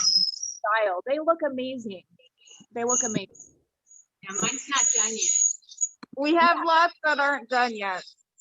That's okay. So far, you're off to a great start. They look amazing. Oh, that's beautiful. I love it. I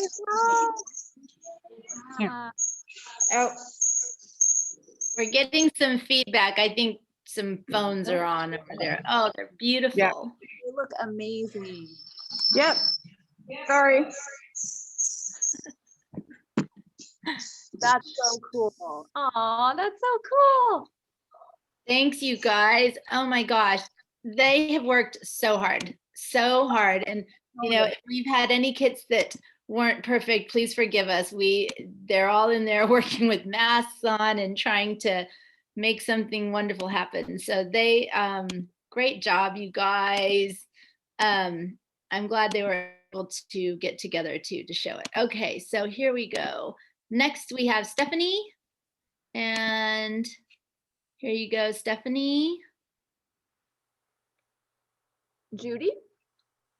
Is it Judy or? Next is Stephanie. Oh, promote to panelist. Sorry, it's like, it takes a little bit to get it in there. Okay. Stephanie? Hopefully she's coming on. We just have 4 more. Terry, Nancy, Debbie, and Jean. We will let you guys in. I don't know why. Oh, sorry, Judy, you're in there too. Sorry. Okay, here. I'll go Stephanie first, and then we'll do Judy. There you are. Hi, Stephanie. Or afternoon, I guess now. So I have never watercolored before. I do furniture painting, so this is mine. And I think I started with more ovals instead of circles, so I need help. Yeah, Like, that's okay. this is totally different. I love that yours feels like it's your own thing. I love it. It was very different watercoloring compared to what I'm used to. So not my medium I normally do. I love it. And if you don't like the ovals, I actually like them. But They're you way different. Yeah. just next I don't time know. around is try a different shape. But I actually like that. I have one of my friends in the studio because we're open for retail today. So she was doing it along with me, and this is hers. So I love it. Oh, you Yeah. guys, that makes me so we happy. did learn a lot because we do classes here. So we learned a lot and stuff. So I'm like, oh, we could use that towards some of our classes. So Yeah, and a lot of these techniques you can do with acrylic paint or like all kinds of different paint with using that brush. So yeah. I like your ovals. I really like them actually. I'm like, I need just, then I started filling it in. So I love it. I totally love it. And I love it's your own twist and your own style. So, and there's nothing wrong with that. I love it. Yes, thank you. Yeah, thank you. Great t-shirt. Thank you very much. Thank you. Bye. Okay, Judy, you're up, girl. Let me get you in here. And Okay. there you go. Thank you.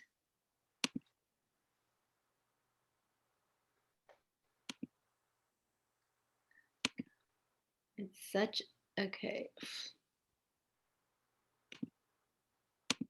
Judy. Okay, I'm gonna do it again.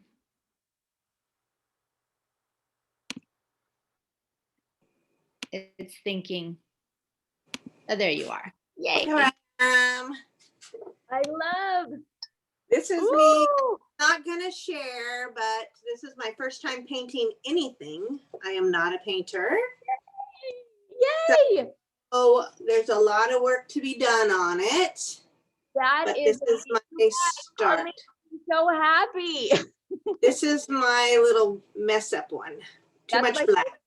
That's the one I like the most. So that's my first attempt at painting anything. It looks amazing. And I like your mess up one. I think it's beautiful. And you've got the roses. Great. They look wonderful. So if this, like, you've done really well for it being your first time. I just have to figure out what to do with these whites right well, here. you could add teeny tiny roses in there, or just color, or even teeny tiny little brushstroke flowers. Or just, leave them blank too. But it looks beautiful. You're off to a great start. I love it. Thank you. It was a wonderful workshop. Thank you. Bye. Thank you, Judy. Hitomi, can you follow the chat? I feel like I'm missing things in the chat. Okay. How many people are on there? Can you tell? There's 40. Mindy Okay. said, can she do hers? One more time? Mindy asked if she could do hers now, too. I am on. Yes, of course. Terry, you're up next. There's a lot of complimenting going on for the kit crew and all. Yeah, everybody's so good. Okay, Terry, I am making your video there. Go ahead and turn your video on. Hello. You can unmute yourself. Uh-oh. Hi. I haven't done any vines yet or anything. I love your brushstroke flowers. They're so pretty. I love you. They're all wonky. They are wonky as heck, but I love wonky. Sometimes wonky is better for this way of working. I love it. I love that blue one up in the corner. I don't like that. I wish I had used like a Posca or something around the edges. Well, once it's dry, you can go back over the top of stuff with the Posca. So it is looking really, really good. I think as soon as you add those vines, it'll just kind of pull everything together. I love it. Embrace the wonky all the way. This is the white space I didn't know what to do with. You could even fit a little rose in there if you want. It's enough space. You could put another flower in there if you wanted. But it looks great. It's coming. Well, for the first time. Thank you so much. It was a good first attempt. You all are doing really good at a first in 3 hours. So that's good. Thanks so much. You're welcome. Thank you. Absolutely. And anyone else that wants to raise your hand, go ahead. I'm going to, awesome job, Terry. Okay, next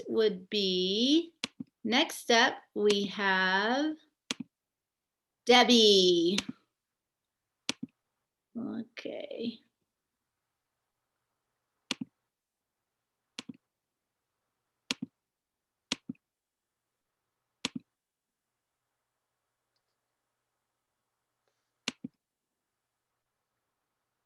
It's thinking.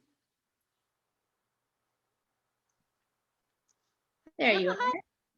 Hi, I just wanted to say thank you for this class. I'm like totally out of my comfort zone. I've never ever done anything like this before, but I kind of feel like it's part of the process to show it. So anyway, I really have enjoyed doing the roses. Clearly, I kind of feel like I made my blobs too big. and that it would have been more, you know, more condensed if I would have used smaller. So, but I'm really quite embarrassed by some of the stuff, but you know, it's all part of the process. I don't just, whenever I teach, especially in person, I always tell people, like, I don't lie. Like, I'm not very good at lying. I love how large those are. Like, when I saw it, I was like, oh, she did it different where she made things quite large. I tend to do things larger. Yeah. Beautiful. And I like that your colors are a little bit more subdued. They're a little bit more lighter and pastel-y. It's beautiful. I mean, if well, this you're is sweet, but first time, it's gorgeous. And I love the yellow. There's like a yellow rose with kind of, yes, I love that. I love it. Yeah. Like I would run with that. It's beautiful. Yeah. Done great. Oh, you're sweet. So anyway, I have a lot of practicing to do. I really like I almost felt like with the vines, I was a little dyslexic because I was doing them downward instead of into the bouquet.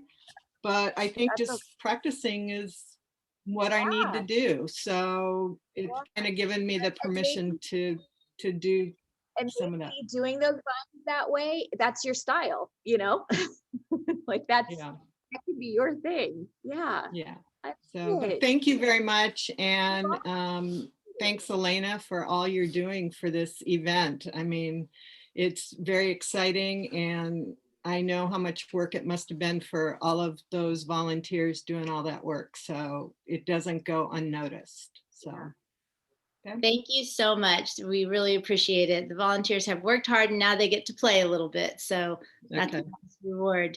But I want you guys to know, when you get a chance, watch this video back. If you've shown your stuff, please see what the other attendees are saying. They're saying such nice things about your work, and I hope you'll give yourself a little bit of grace because it really is a beautiful piece. And I think what's really cool is that everyone on here is an artist, and the way that people are putting the colors together is really stunning as well. So you did great, Debbie. Just enjoy the process. I am. Thanks very much. Thank you. Bye. Okay, next up we have Jean. And okay, Lisa posted that she's going to throw hers away. Alisa, can you give her a talking to? No. She has to send it to me before throwing it away. Exactly. No throwing it away. Okay, we have Jean here. You're getting promoted to panelist. Hold on. Here we go. Okay.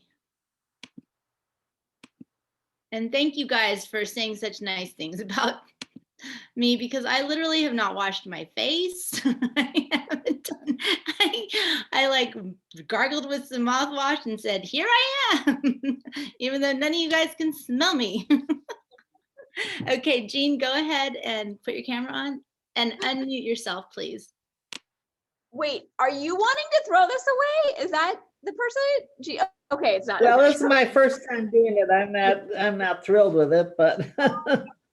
Yeah, but it's beautiful. Okay, can you hold it up closer for me? I love that blue flower at the bottom, right by your finger. Yes. Oh, yeah. I love the color combos too. Gosh, that's pretty. I think it's really, really pretty.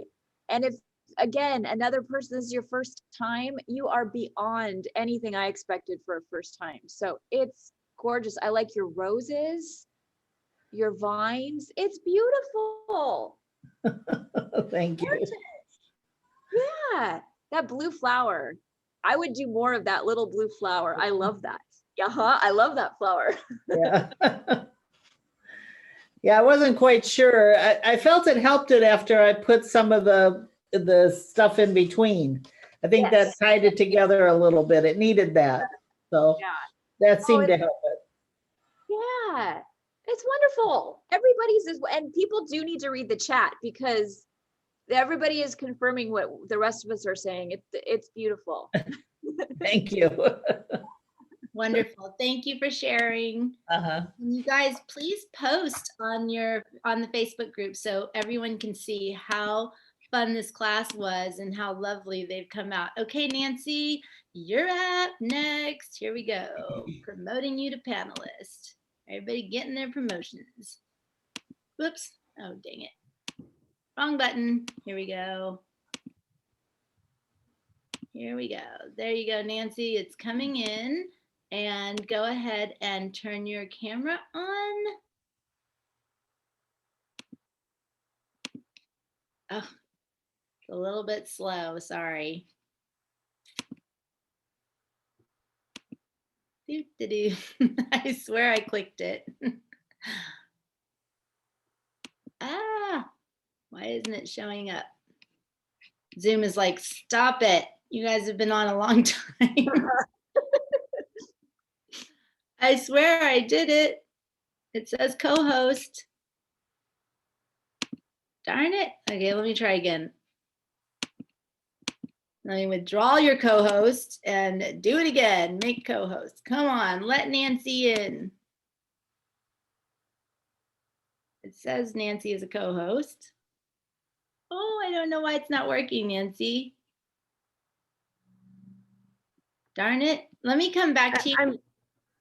I'm sorry, I can't open my camera this afternoon. Oh, okay. Did you just want to say something? I don't know why, but I didn't see where find the camera. Oh, I'm sorry. Maybe someone can help you. Is there someone around that can help you? No, not now. I'm alone. But I will take this. I'm very sorry, but I take this time to say thank you very much because it was my first time for the aquarelle, and I really love that. It was very, very a learning session for me. Thank you. Thank you. Thank you, Nancy. And if you want to like read me a bedtime story, I absolutely could listen to you for hours. Thank you, Nancy. Thanks, you're welcome. Okay. I love that accent. All right, Terry, you're up. Let me see if I can get you in here. Okay, Terry. Ready? Okay. Unmute yourself too. There you are. There we go. Woo! Oh my gosh, everybody's is so different. I love Okay, it. I've got to hold this a certain way because I have the most terrible leaves ever. But here we go. I love it. Well, the more I filled in, the better it felt to me. But I've had too many, like Debbie said, hers were too big. Mine were too small. So That's okay. the next one's going to be a bit easier. But I love the idea of the yellow flowers. So, yeah. I mean, I've never done flowers before. This is why I took the class. Yeah. So I'm not exactly elated, but I'm really happy that I'm learning how to do this. So you are off to a great start. And I see your roses, they look amazing. Like the blue, there's a blue rose there that looks just perfect to me for not doing this before. It, you know, again, like everybody's done such a good job. I think you are off to a great start and your vines and leaves look great. So I think it's just like next time, it's just going to feel easier. And like, you'll start figuring out what you like and what you don't like. Yeah. So I mean, I'm excited to even cut this up and put it into my journal. Yeah. So, you know, when you said, kind of gave permission, like, you don't have to throw it out. You can do all sorts of things. I thought, yeah, I'll just keep at it. So thank you for that. Thanks for that push to like, keep going when it was like, this looks awful. I just want to tear it up. So thank you. I cut mine up all the time. So it's a fun thing to do. And a shout out to the charity wings. I mean, you guys are fantastic. Thank you. I know we can't be in person, but you've almost made this even almost 99% there. So thank you guys so much. Yeah. Bye. Thank you very much. Aw, good stuff. Good stuff. Okay, so I'm going to bring our next person. We have Michelle Gardner. All right, Michelle, you are coming in. And go ahead and turn on your camera.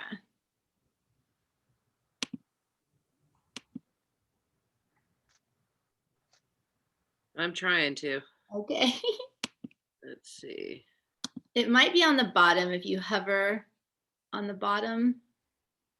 A video. If you kind of click into the screen where we are. Oh, what a bummer. If you click into the screen where our images are and you look to the bottom, I don't know if you're on a computer or a phone. I'm on a computer. Yeah. And So hover over the image like where Alisa is and then see if a little bar pops up on the bottom and if there's a video there. just chat. And then down I have it says start video and it won't let me. Oh, darn it. Darn it. I'm not a Zoom expert, so I don't know. And it shows up on everybody's different browsers differently. And if it's on a phone or whatever. I'm sorry, Michelle. Do you want to try to figure it out and raise your hand again? Let me just, let's see, does it share screen? I don't think it'll let you share screen. Yeah, I don't want to share screen. Video. You got it? It says I'm there. Oh, well, and I'm not. We can hear you, but we can't see you. Okay, well, then let me just say thank you. And Alisa, I am not a watercolor either, and I'm not a painter at all. So I had fun playing and learning new stuff. And Sorry, you can't see me. Facebook group too, right? Yes. Yeah, if you want to post pictures in the Facebook group, I will head over there in the next day and weeks to come. So feel free. Yes, Michelle, please post on the Facebook group so we can see your beautiful work. Thank you. Thank you. Okay, next we have Lisa Phillips. We got two more, Lisa and Mindy, unless anyone else raises their hand. Okay. Here you go, Lisa. All right, Lisa, try to click on your video. And unmute yourself. Yay. Can you see it? Yay. Pretty. Oh, it looks so pretty. I love, can you hold it close? Did you go into it with white pen? Not yet. No. I'm just getting my. Oh, I see. Okay. The blue, there's like a really pretty light blue at the bottom flower. It almost looks, my eyes are seeing it backwards, but it's dark blue details over the top of the light blue, right? Right. Yes. That was my black mess up. It's beautiful. That was my, because I did that and I thought, no, we were supposed to be darker, but he kind of got messed up. It's gorgeous. And look at those pretty I love your vines at those little teeny tiny like leaves. That's beautiful. You guys.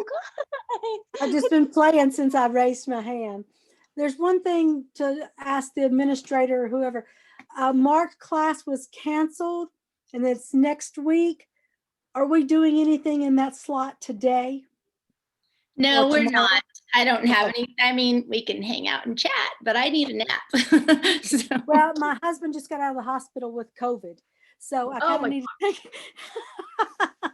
So it would be, he was in 11 days and my daughter got sick first. She was in 5 days. Day she got out, the next day he went in. He was in for 11 days. He was sent home with oxygen. So, and they've got 50 foot of tubing so he can move around, but I kind of need to see about him. And we have a puppy and it needs to be seen about. Oh my gosh. But this is the first time I've ever done watercolor, and I've got a long way to go, but exciting to know. And yeah, and maybe this is a good thing you can do while you're hanging out with your husband who has to recuperate. Yeah, I'll take that pen upstairs. I'm in my, we've turned our 21 foot 1,201 foot basement into my studio. So I'm really, really excited, trying to get everything put where it's supposed to be. So it's exciting. Yay. Thank you for all that y'all done. Yeah, I'm trying to. Yeah. Take care, Thank you. Lisa. Go take care of your man and your doggy. Okay, thank you. Okay, let's see. We have Mindy. All right, here we go, Mindy. Let me get you in here.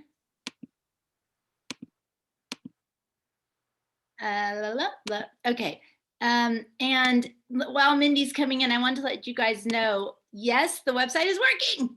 Yay. So please feel free. Hi, Mindy. Please feel free to test your login. If your login's not working, and I'm going to post a video on this in the group, but if your login's not working, clear your cache. That means go up top where it says, whatever it says. What does it say? Edit, file, view, history. Go to your history, clear your cache if it's not working, because it is working. Okay, and you'll see all the little classrooms in there. And when it's time for the class to be there, that countdown will go away and the button will show up and ding, ding, ding, magic. Okay, so Mindy, how are you? I'm good. I've never watercolored this size of brush. I'm not used to. Those are all my big brushes there. So that was hard to go small. I started with the gray, and then I decided I didn't want to do this first because black is my favorite color. Yeah. So I wanted to practice. So this is what. That's beautiful. Oh my gosh, you guys. It's gorgeous. Can you hold it closer for me so I can see the or in the middle and those? I love that. And you know what? That black and gray, when you're ready to do that one, it's going to be so much fun. So I was going to ask, like, to do the black, I mean, should I add colors or should I just go in with like whites and more blacks and grays? It's up to you. I think it's fun to just stay with black and gray and white. I think that would be super fun. I think it's going to be like really cool. I love it. I had a lot of fun with this. I did all pink blobs, and that was hard to come back then and add colors. So it was fun to try, and I hated it at first, but I'm starting to like it. Yeah, and you have a few more blobs to work through. It'll probably just all come together as you finish up. So it looks wonderful. Thank you. Good job. Thank you. It was fun. Yay. Love it. It's beautiful, Mindy. And yes, I am tired. I bet. But it's okay. I can just second win this. I have a toddler. I'm not allowed to be tired. Your mom needs to keep him longer and you need to go take a nap. I'm going to go crawl in and take a nap with him. Thank you, Mindy. Thank you. Bye. Okay, did anyone else have their hand raised? No one else has their hand raised. So basically, Alisa, you taught. You did so good. Yay. You guys are so welcome. Yay. Yeah, and feel free to share them on the Facebook group, even moving forward, right? So if you all are practicing and you want feedback, put them in there. I'll make sure I check, or feel free to reach out to me too on email if you want some kind of feedback. I'm cool with that as well. So yeah. Yeah, actually, Susan said she's camera shy. She's too scared to show us, but she said she'll post it on Facebook. Cool. Yeah, that's good. Maybe what I'll do is I'll start a thread with my little. I didn't get very far, you guys. That still looks good. I love the little dots. Ooh, I love that. Like my dots. So I love the dots. I want to go in here with pen and just blah blah blah blah blah. Yeah, you know? it's fun. But yeah. I was just practicing, and when you talk about having small blobs, like mine started out really small too, and then I was like, okay, I didn't get very far because I was trying to help people get in. But that was so much fun, so much fun. So I'll start a thread and then post your pictures in there. How's that? That sounds great. And I'll post the samples on there within there at some point. So perfect. Actually, I did a post of a screenshot of us watching Alisa teach. So maybe everybody add yours into that. Okay. Cool. And I'll edit the text in there so you guys know. Post your pictures of your classes here. How's that? Yeah, that's And let's see, is there any tips to get our paper to flatten out? If it feels like it's kind of bendy, you can always press it underneath something. I mean, watercolor paper will do that, but it'll flatten out as it dries as well. So you can always press it under like a heavy book, that kind of thing, for a couple days. That will work too. You don't iron it though, huh?